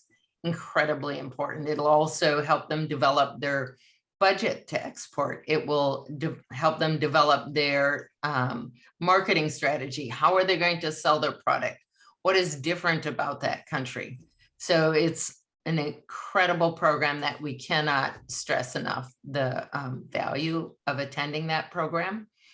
WDC provides 50% scholarships. The cost is typically around $7,500. And we subsidize that, and DATCAP is doing the same for the agriculture companies. So as is in their name, Wisconsin Manufacturing Extension Partnership, this is a program focused on manufacturing. Food processors fall into that category. Some companies do not fall into that category. And so DATCAP will be subsidizing for those agriculture companies that don't fall into the manufacturing category. And often, and Mark can comment on this, the WMEP will create specific programs just for ag companies if the numbers are significant enough. And then we can have the USDA come in, and it's just really a targeted presentation and program for the ag companies. Next slide. And Katie, I would add to that point that we've got between the team, then each one of us are coaches for those companies. So we're usually working with that company on those specific things around regulatory requirements for markets and some of those items that the WMEP folks, the Manufacturing Outreach Center folks, don't necessarily have the experience in. So that's where we're working with those companies quite closely. So I will, there we go. Great. So as I mentioned before, we are going to South Korea tomorrow, which is exciting. And just to comment on the exports, the ag exports. So the categories of dairy, eggs, and honey for the first half of 2022 were up 120% into South Korea. That's about $14 million. So it was more than 20% of the total increase of exports into South Korea. So that is one key area maybe of focus. And I'm sure Mark has tons more information on that. We've also increased the number of trade ventures that we're going to 8 instead of 6. And 2 of them are virtual. And the reason we've done that is we found incredible success with the virtual trade venture. Some companies actually prefer it depending upon the strength of that company to operate virtually, as I am doing with you today. So the other intention is that we will start with a virtual 1 year, and then the following year, we will go there in person. So for example, we're looking at the continent of Africa. We have done a trade venture virtually, and within that, we have identified key countries that had success for the majority of the companies. And then in fiscal 24, we're thinking about in-person trade venture to the continent of Africa to very targeted countries that meet the needs of Wisconsin exporters. Of note, we select our trade venture locations in two ways. The first is to look at our Export Tech graduates and the countries that they have identified. And so we will take the top 3 of our trade ventures will go to those countries that they have identified. In addition, we always go to Canada, Mexico, and China because they're our top trading partners. You can see that China is not on this list. It has not been on our list for several years because of the COVID restrictions. We're hoping in fiscal 24 that those COVID restrictions will have been lifted and we will be able to return to China, a country that can't be ignored in terms of purchasing power and importance to our exporters.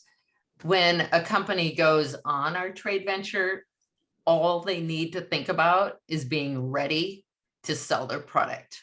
WEDC organizes their hotel. We organize all in-country transportation. We organize interpretation where required. We organize that each time they go out on their meetings, they will have their interpreter and a vehicle that takes them to each of their meetings so that they don't need to worry about they're in the middle of Seoul, unable to read the signs and wondering which way should I go to get to my next meeting. They don't need to worry about those things. We have people who speak the language in each of the countries we go to ensure that they get there easily and that they can focus on their selling. And typically in each trade venture, WEDC subsidizes about 75% of the trade venture. The cost of each trade venture is it's between $1,800 and $3,500, depending on where the country is and the cost of hotels and whatnot in that country.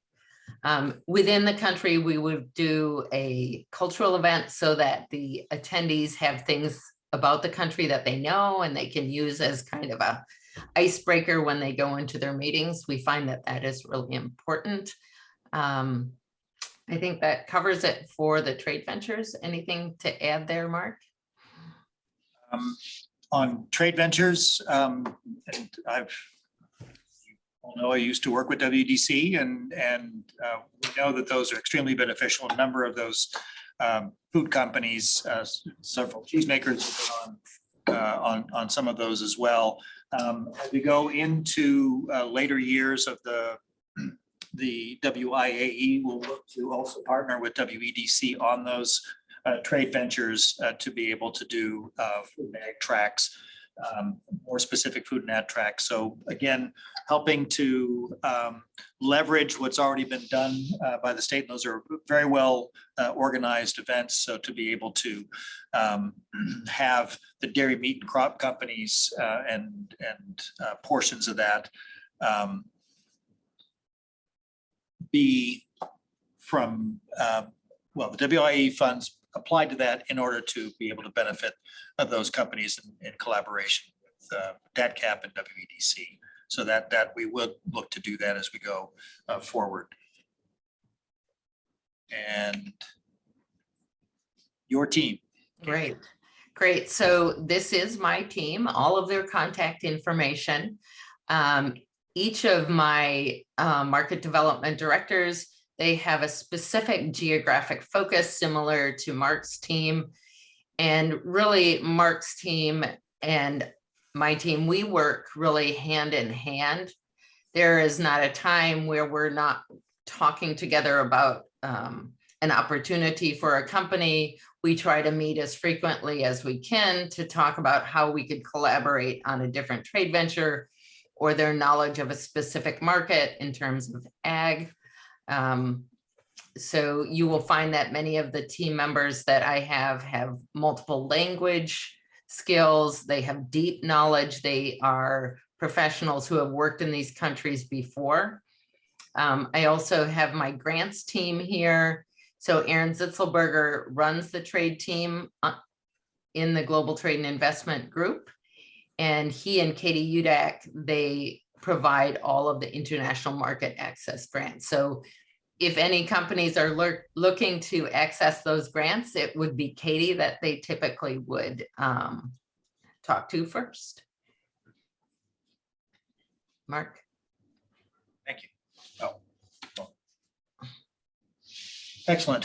Thank you, Katie. And obviously the WDC folks, we say this often when we're doing presentations, when you're talking to one of us, you're talking to all of us. So if it's something that's more specific to WDC, we're making contact with them, vice versa. So any of the questions you have, if you already have the contact with someone, talk to them and we'll get you to the right people if we're not answering it directly ourselves. So I think we're on for our next. Thank you, Mark. Thank you, Katie. The ag resources is in the packet. Introducing the team with Shirley Acedo coming to us from Kansas. And thank you, Shirley. She's 2 weeks in with us. We're in the second week now. Catching us up to this point, which is the website, Wisconsin Initiative for Ag Exports, where the green arrow is, and the newsletters. If you want to subscribe to that, if you haven't already, that will give you information around what the next trade promotion activities are, plus other information that's coming out from USDA. And again, the QR code will take you to that location. So let's go.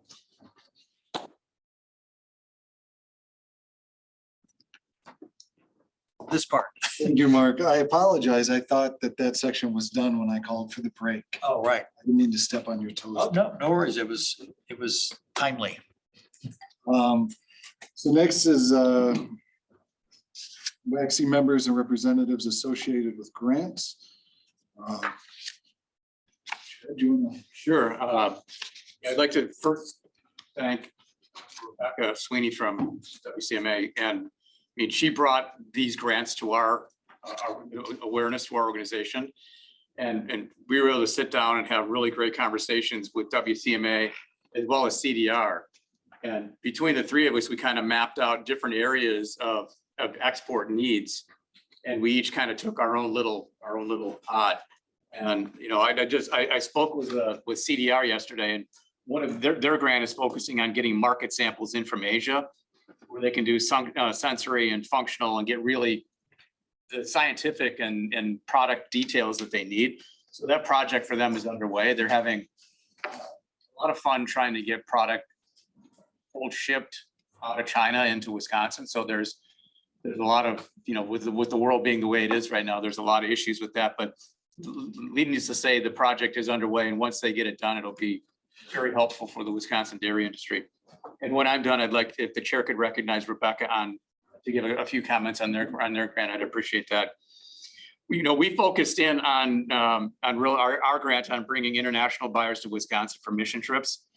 And we recently had one that was focused on the Asian market, where we brought in Asian markets representing over 134,000 metric tons of cheese exports in 2021. And so we brought people in from Japan and South Korea and Singapore and the Philippines, Thailand and Taiwan, mostly buyers from major grocery chains in those countries, in food service as well as club stores. So we had them visit 11 dairy processors. They got onto a dairy farm and they actually spent time at Center for Dairy Research as well.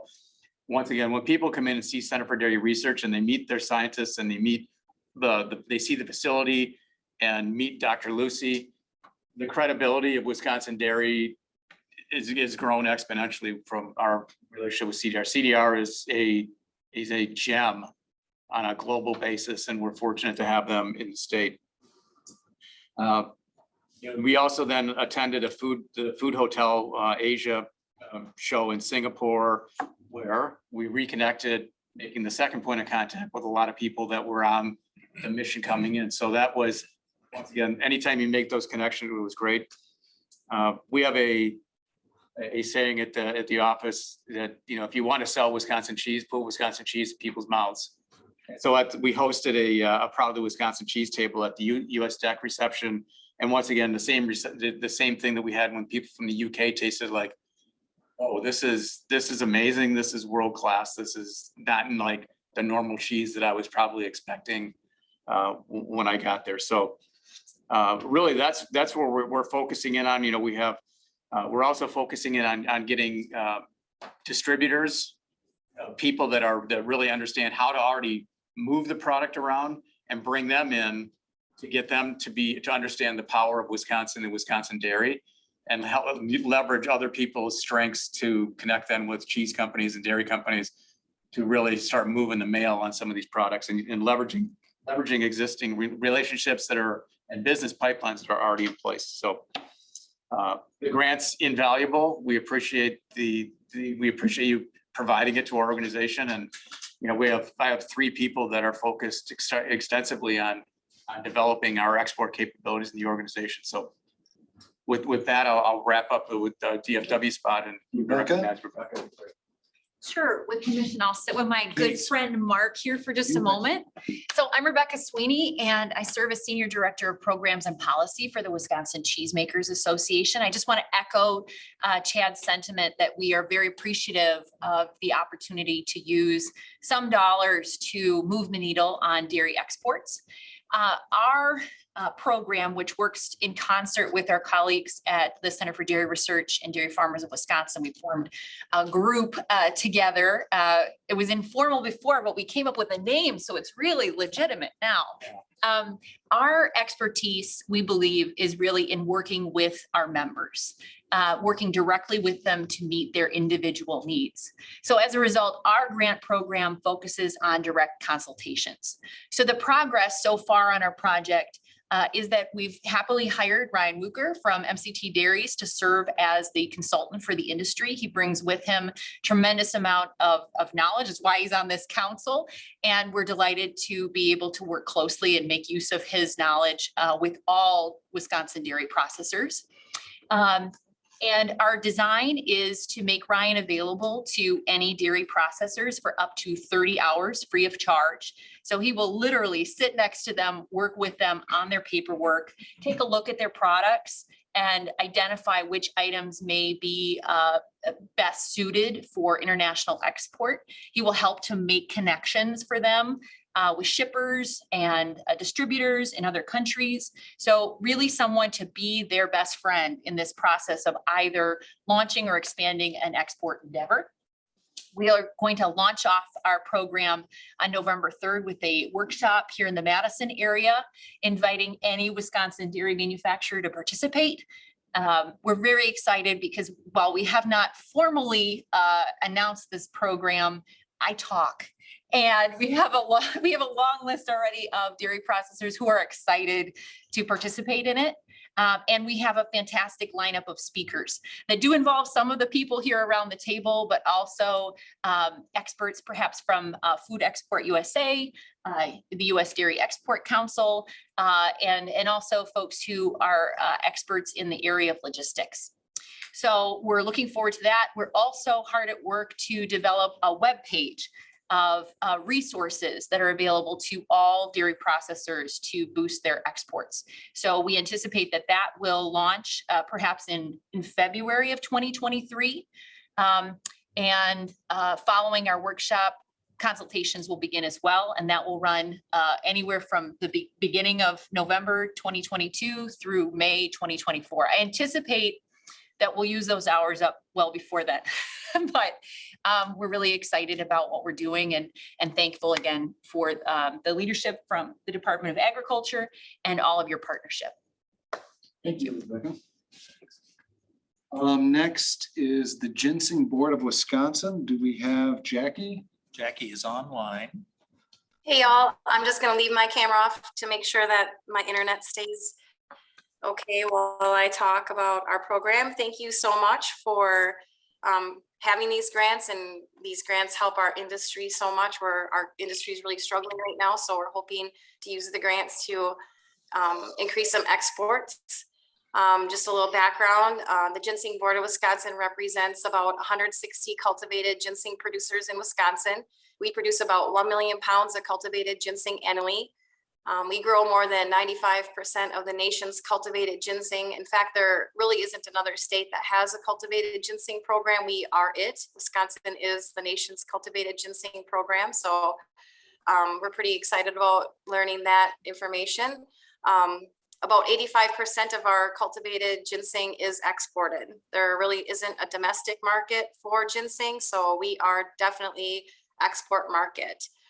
Ginseng is valued worldwide as a traditional Chinese medicine, and its export is important to the growers and states' economics. Historically, only dry ginseng root, either whole or slices, has been exported. Recent events, just like many of you, have had a significant impact on the Wisconsin ginseng market. First, the industry was hit hard by tariffs imposed by China, and China is our #1 market. The high tariffs remain in place. The travel restrictions during the pandemic further hurt the industry. Without the ability to travel and educate the trade members overseas, sales have been difficult. And China still remains, as many of you know, China still remains closed to travelers. Retail sales of Wisconsin ginseng are down by about 80% due to the lack of Chinese buyers being able to enter our market. GBW requested the funds to develop and complete seminars that can be used across the globe. We're going to hold in-person seminars in select Chinatowns within the United States, and then live broadcast the seminars to specific overseas markets. The events are going to be recorded and translated into a variety of languages so they can be used in target markets. The seminars will be educational for the US and international trade. These events will be promoted to trade members in the US that use and export Wisconsin ginseng, and also to trade members overseas. The seminars are going to include a variety of topics that will appeal to our audience. We're still working on our agenda, but some of our ideas include engaging a traditional Chinese medicine doctor to educate the attendees about how Wisconsin ginseng is used to support health, utilizing an expert to discuss the quality benefits of Wisconsin ginseng, having a ginseng producer educate about the growing and harvesting of Wisconsin ginseng and the long history of the industry. Wisconsin ginseng producers are going to play a key part in delivering our messages. We may ask a chef to develop recipes for ginseng and feature food and drinks. And then we might hire a dietitian to speak about the health benefits of Wisconsin ginseng. The GBW may approach other commodity groups to see if partnerships could be developed for these webinars, as well as joint recipes. All materials are going to be translated into the languages for our target markets. These languages include Mandarin, Cantonese, Vietnamese, Japanese, and a variety of other languages. We're still in the planning phase of the project. We're hoping to have these seminars in 2023. So thank you very much for the opportunity, and we're very excited to try this. It's something new for us. We've never live broadcast a seminar to overseas markets, so we're pretty excited to have the opportunity to be able to try that. So thank you. Thank you, Jackie. We wish you the absolute best of luck. It's a big push. Thank you so much. Next is the Wisconsin Beef Council. Do we have Amy or Tammy? Tammy. Yes, there is Tammy. Welcome, Tammy. Good morning. Thank you. So I just wanted, first, Wisconsin Beef Council does represent our Wisconsin's both beef and dairy farmers. Our goal is to grow demand for beef through consumer information, promotion, and educational programs. And we are, of course, funded by our state's farmers through a checkoff program. Every time a bovine animal is sold, $1 per head is collected so that we can implement these programs on a state, national, and international level. And Wisconsin Beef Council has already been involved for a number of years with the U.S. Meat Export Federation, investing some of our farmer dollars into trade promotion activities with a focus in the past on the Central American markets. So we're really thankful for the opportunity to have received a grant. What this is going to be able to do for us is to kind of expand that concentration into a different region of the U.S. or of the world outside of that Central American region. Our program is kind of focused on a four-pronged approach. So the first part is a year ago, we created a video called Wisconsin Way. And what that video does is to really showcase the diversity of Wisconsin's beef industry with both our native cattle breeds as well as the dairy breeds that we have here in our state. And it really tells the story that while our beef production here may look different than it does in the farms or the ranches and feedlots in the western part of the US, our farmers are truly committed to sustainability, care of their animals, the families, the generational families that are on those farms, as well as producing a quality, wholesome beef product to serve to the world. So we plan to take that video and have that be translated into other languages. We really feel, as Randy and Mark were talking about earlier, you know, the sustainability piece, the animal care, the size of the farms, those are all concerns not only of our domestic consumers, but our worldwide consumers as well. So use of that video will provide that translated video to our partners here at DATCAP, to our packers and processors and others, so that if there are opportunities for use in trade shows, social media or other platforms that can be used, that will be out there for them. The second piece is that we will be hosting an inbound buyer's mission. And what we have heard, of course, we have our 2 large packing plants in the Green Bay area. And the challenges that they many times experience in foreign markets is that the perception of those importers and consumers in that region is that the only product that is coming out of our Green Bay plants is that from our culled dairy animals in the form of ground beef. However, you know, we are producing high quality beef all the way from our ungraded beef products, the no roll, the variety meats, but then we also have select choice and prime beef that are all coming out of those plants. So we want to be able to showcase to those buyers the diversity, again, showcasing the care of the animals, the sustainability of what's happening on our farms, but then also to highlight the products that are available to them to be importing into their countries. And then the third piece would be, again, focusing on the same region to take a Wisconsin farmer and some of our Wisconsin products to an overseas location.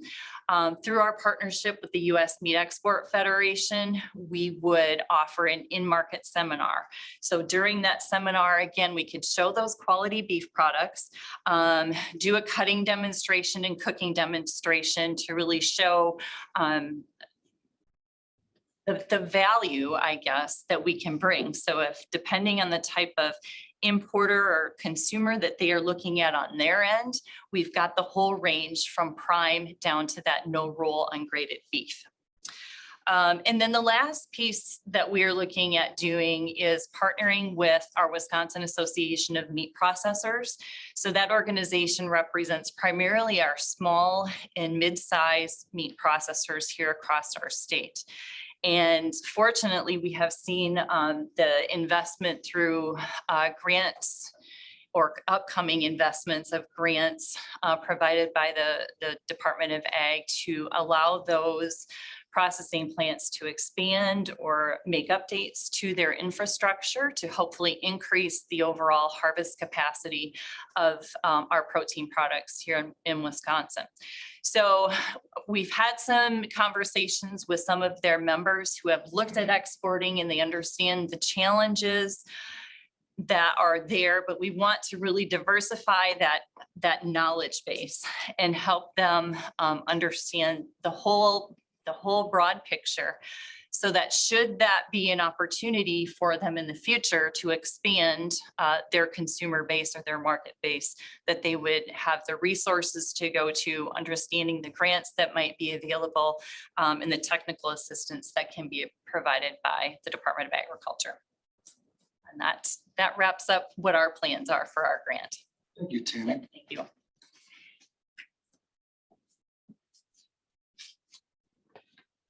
Well, we're moving on to the next section. Kind of talked about the additional resources. Yeah, Yes, we that did. earlier. Okay. Checking myself. Moving now, we have discussion of future topics. So what we can do for agricultural export webinars. Very interested to hear what the council has to say and think about this. You know, the idea of it is we want topics that are going to help our ag exports. What can we do? We did a little one on logistics. You know, right now, at this meeting, we talked about trade shows. How do we get more trade shows out? How do we create more synergies of the people that are on this council and the people that we work with to be at these shows? And that's one I just think that we should be adding to the list. I'd really like to hear if you guys have any other topics, anything we should be discussing on this. Primary focuses for your section of the industries.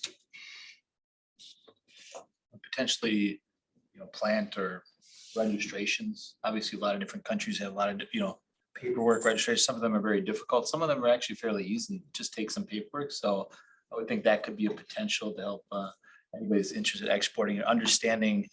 Yeah, I want to export to Japan. What does that mean? Other than just your basic export stuff, there may be things we can do ahead of time that help them, right? Get the process started in terms of registration. We do that for quite a bit of our suppliers that we work with. We'll go out and do the registration, but at the same time, you need the processors, manufacturers to give you some information, right, to do that. So could just be something added onto the list.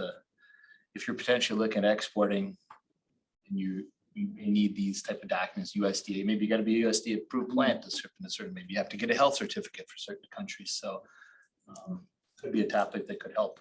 Yeah, I'm sure this is not just in the dairy industry. I'm sure it's in all, importers need to understand what they need to do that process. And it could be that we're not going to look at this country because of the requirements.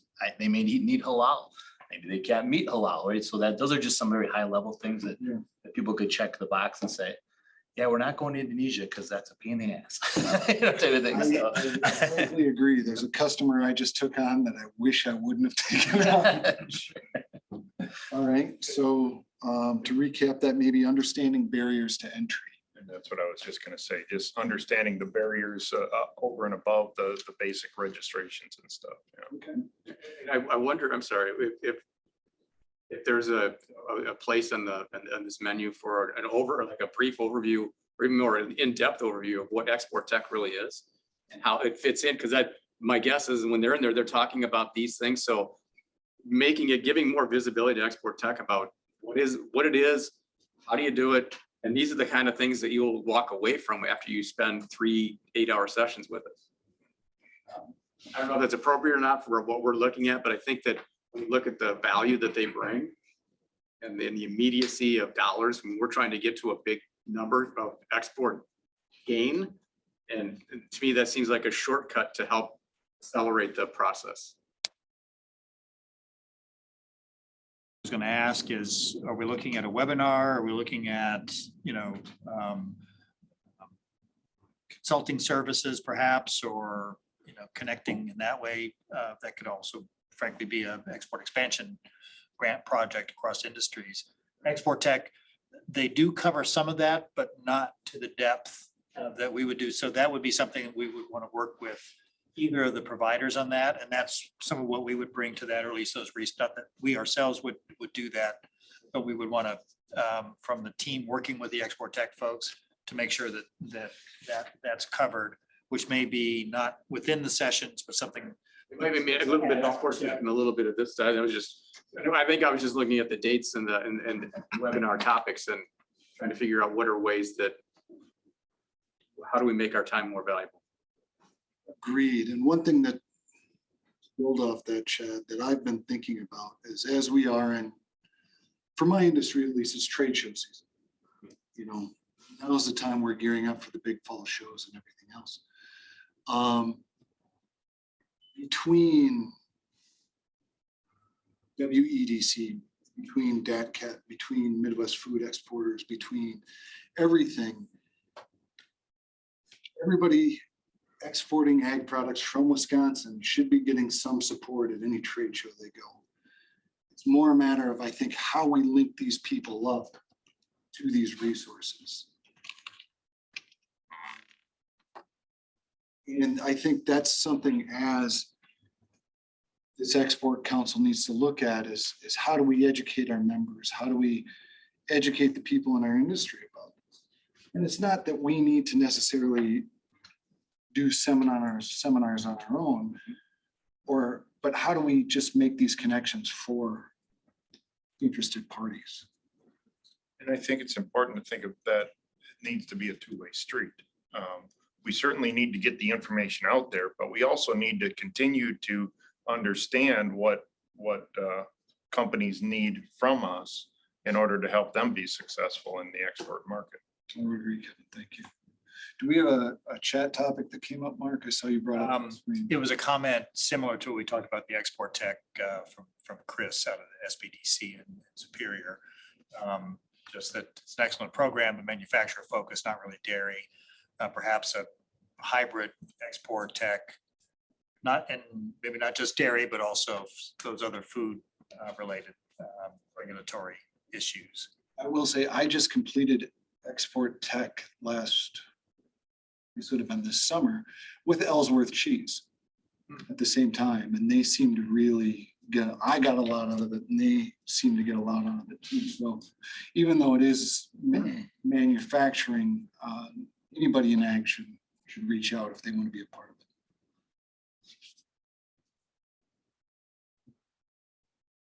Can I make a suggestion too about a future topic for one of our webinars? Is Charles, you've mentioned this and other at the table as well, but you were talking about a specific sustainability threshold of meeting that as a company based on your export markets.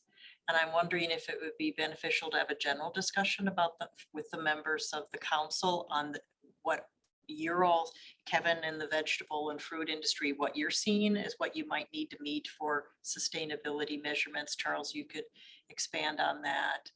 I think that might be a good general discussion for the group as a whole, see where we need to move. You're absolutely right. Let's call it ESG, maybe ESG in international markets. We just completed our first what's called a SMETA audit. That's a social responsibility audit. Very interesting to go through that process. So yeah, I think, and especially, as Secretary Romansky talked about with what's going on in the UK, it helps us get into more markets. We have a story to tell about sustainable agriculture in Wisconsin. And whether it's an audit or other things, crafting that story so it's acceptable to the market is important. So yes, let's do an ESG topic.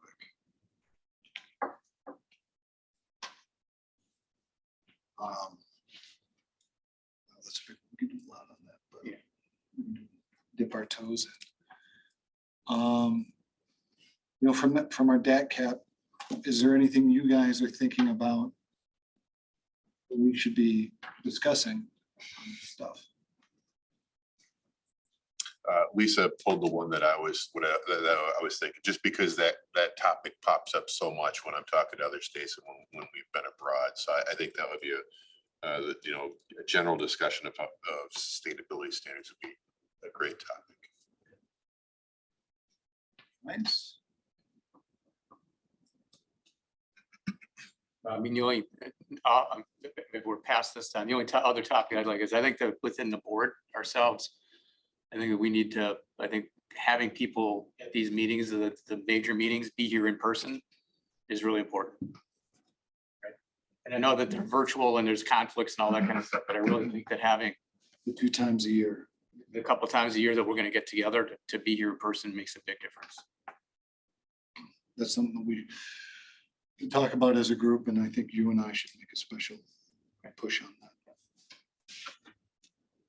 Think through sort of how to articulate this, and unfortunately, I missed the logistics meeting. And I'm just trying to think if there's topic to sort of cover a way to identify sort of a commonality of just amongst various producers, manufacturers within Wisconsin. So we can, in a sense, efficiency and sort of facilitate access to outbound.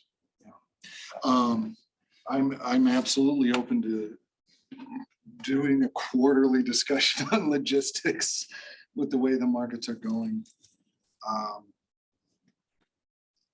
And actually Larry Krieger's just through chat here at the previous meeting was on the same line, actually. Very interesting to hear the transportation struggles Wisconsin ag exporters have in trying to ship our products. As an exporter, I can also say I also experience struggles in transportation when trying to export. Just wondering if there's a way the WAXI committee could have a few of our members discuss with Wisconsin WSDOT, Wisconsin DOT, some of the current shortcomings of Wisconsin's export transportation infrastructure and ideas to possibly improve that infrastructure. It might help to have conversations with WSDOT outlining our experiences with the extra costs Wisconsin exporters face and ideas we have for lowering the cost of exporting from Wisconsin. Potential to lower transportation costs could be a huge benefit to Wisconsin exporters. So perhaps an opportunity even for a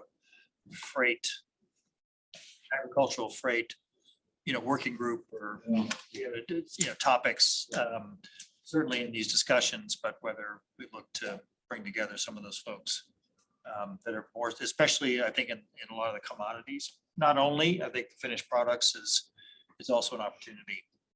What we're telling Chippewa Valley Bean right now is we're quickly becoming a freight company that sells beans. Yeah, well, business opportunities have started on less, right? There's also a message from Brian Cummins. From the perspective of small businesses and Distillers Guild and Brewers Guild and Winery Association, topic on how small businesses can start an export program. While small businesses may not be ready to export and DATCAP wanting to spend resources wisely, a roadmap session would be valuable for our membership. So a bit of Export 101, how do you start from zero to get into that? And I would also say that the SBDC, Small Business Development Centers, I know can help to play a role in that. So we can look to help to bring those resources to bear to support that effort, because they do have a lot of maybe more focus on the never exported before folks versus the kinds of programs that we've been looking at here. And then from Bob Wilson, he seconds what Larry Krieger said from those cranberries. So that's from the chat. All right. Apparently we've got a lot to talk about. Can I also make a suggestion, and perhaps it reveals that I'm a baby in my understanding of export, but I suspect that a lot of people understand who they export to and perhaps not other opportunities. So a recurring potential topic for webinar is a deep dive into each of our target markets. And maybe there could be a scenario where this is a webinar for this group, but perhaps you could also open it up to any Wisconsin manufacturer or maker to listen in, at least to learn, let's say, about Japan and what we're looking for there and some of the unique challenges and opportunities, or South Korea. Perhaps it could even follow one of the trade missions so that DATCAP staff could share the things that they learned from those trips. Again, maybe it's remedial for everyone here, but I think it'd be helpful to understand markets that you're not currently exporting to. I think it is valuable to get this information out. We do publicly notice the meetings, including the interim conversations, and then I believe we're recording them and making them available for those who can't make it. So a couple of different options to share with others that might ask you, so tell me a little bit more about it. Here's a link. You can hear the whole discussion if you want, and I think that would be helpful. I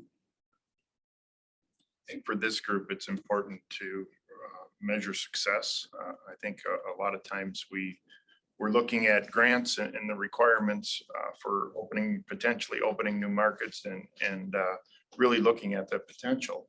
But at the end of the day, if we continue to go back to the legislator to ask for more dollars and stuff, we have to have a measure of success and measuring those impacts, whether that be volume, whether that be actually opening those markets or whatever that is. We have to have that measurement at the end of the day, so we can continue to go back to the legislators and make that ask. Part of included in the plan, there are some metrics that we mentioned. So certainly those, what we're tracking right now, and maybe the question for the council is what other things that you see as meaningful, but some of those metrics we're already capturing, which is through some of these other programs, is immediate and anticipated sales. So what did you sell when you went to that event or did that event? What do you expect 1 year out? We actually report that in the annual report for economic development as well. One of the other things is the number of foreign buyers met in that event. So you went to this thing, how many was it, 1 or was it 100? So some of those are more anecdotal metrics in terms of what you expected, what you received from the program, what the value of that is, that promoter score. Would you recommend this to other folks? So those are some of the things that we're measuring, but we can certainly put out there what we are measuring, and then are there other areas that the council believes that we should be capturing, and then eliciting that support to help, because it is the companies participating that need to provide the information to help us to do that. And we're open to that. So if there are suggestions that council members have about metrics, because Kevin, you're right, we have to measure this. Mark referenced a couple of the things that we have that are included in our report, which are informative. I'm trying to remember the exact language in the statutory reference, but I think it's increased the dollar value of exports by 25% over 5 years. So that's what the statute says. It does let us have the discussion about, okay, let's talk about increase in dollars versus increase in volume. And Mark's got, he's got some outreach done to the university to try and get a discussion going on that, which did we have kind of when to bring that back? Was that after the first of the year? After the first of the year, we're looking to bring those folks together, at least for the methodology to do that. Yeah. I think that's smart, because it's not, we need to look at exports holistically, and volume is great, but so is total dollars. But that's why we look at different markets for different things. But yeah, I think let's come back and we'll circle back on that. That's going to be big. Okay. Okay, everybody. Just quickly, I'd like to say thank you for everybody's attending in person and online. I think we've had some good discussions today. We have a roadmap of where to move forward. One thing I would like to say is that Chad and I discussed this, and we're going to try and get these interim meetings announced as early as possible. So that way you can plan around them and it'll be easier to attend. I know everybody here is a busy professional. Our schedules fill up quickly.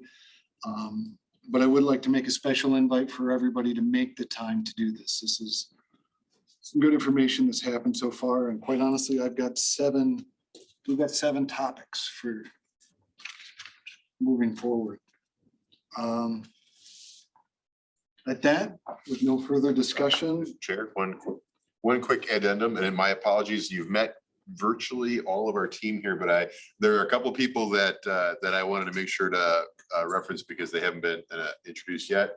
One is Eileen Switzer. She's our deputy secretary in the agency. She's joining us today. Bradford Steiny, who is involved in legislation and policy in the agency.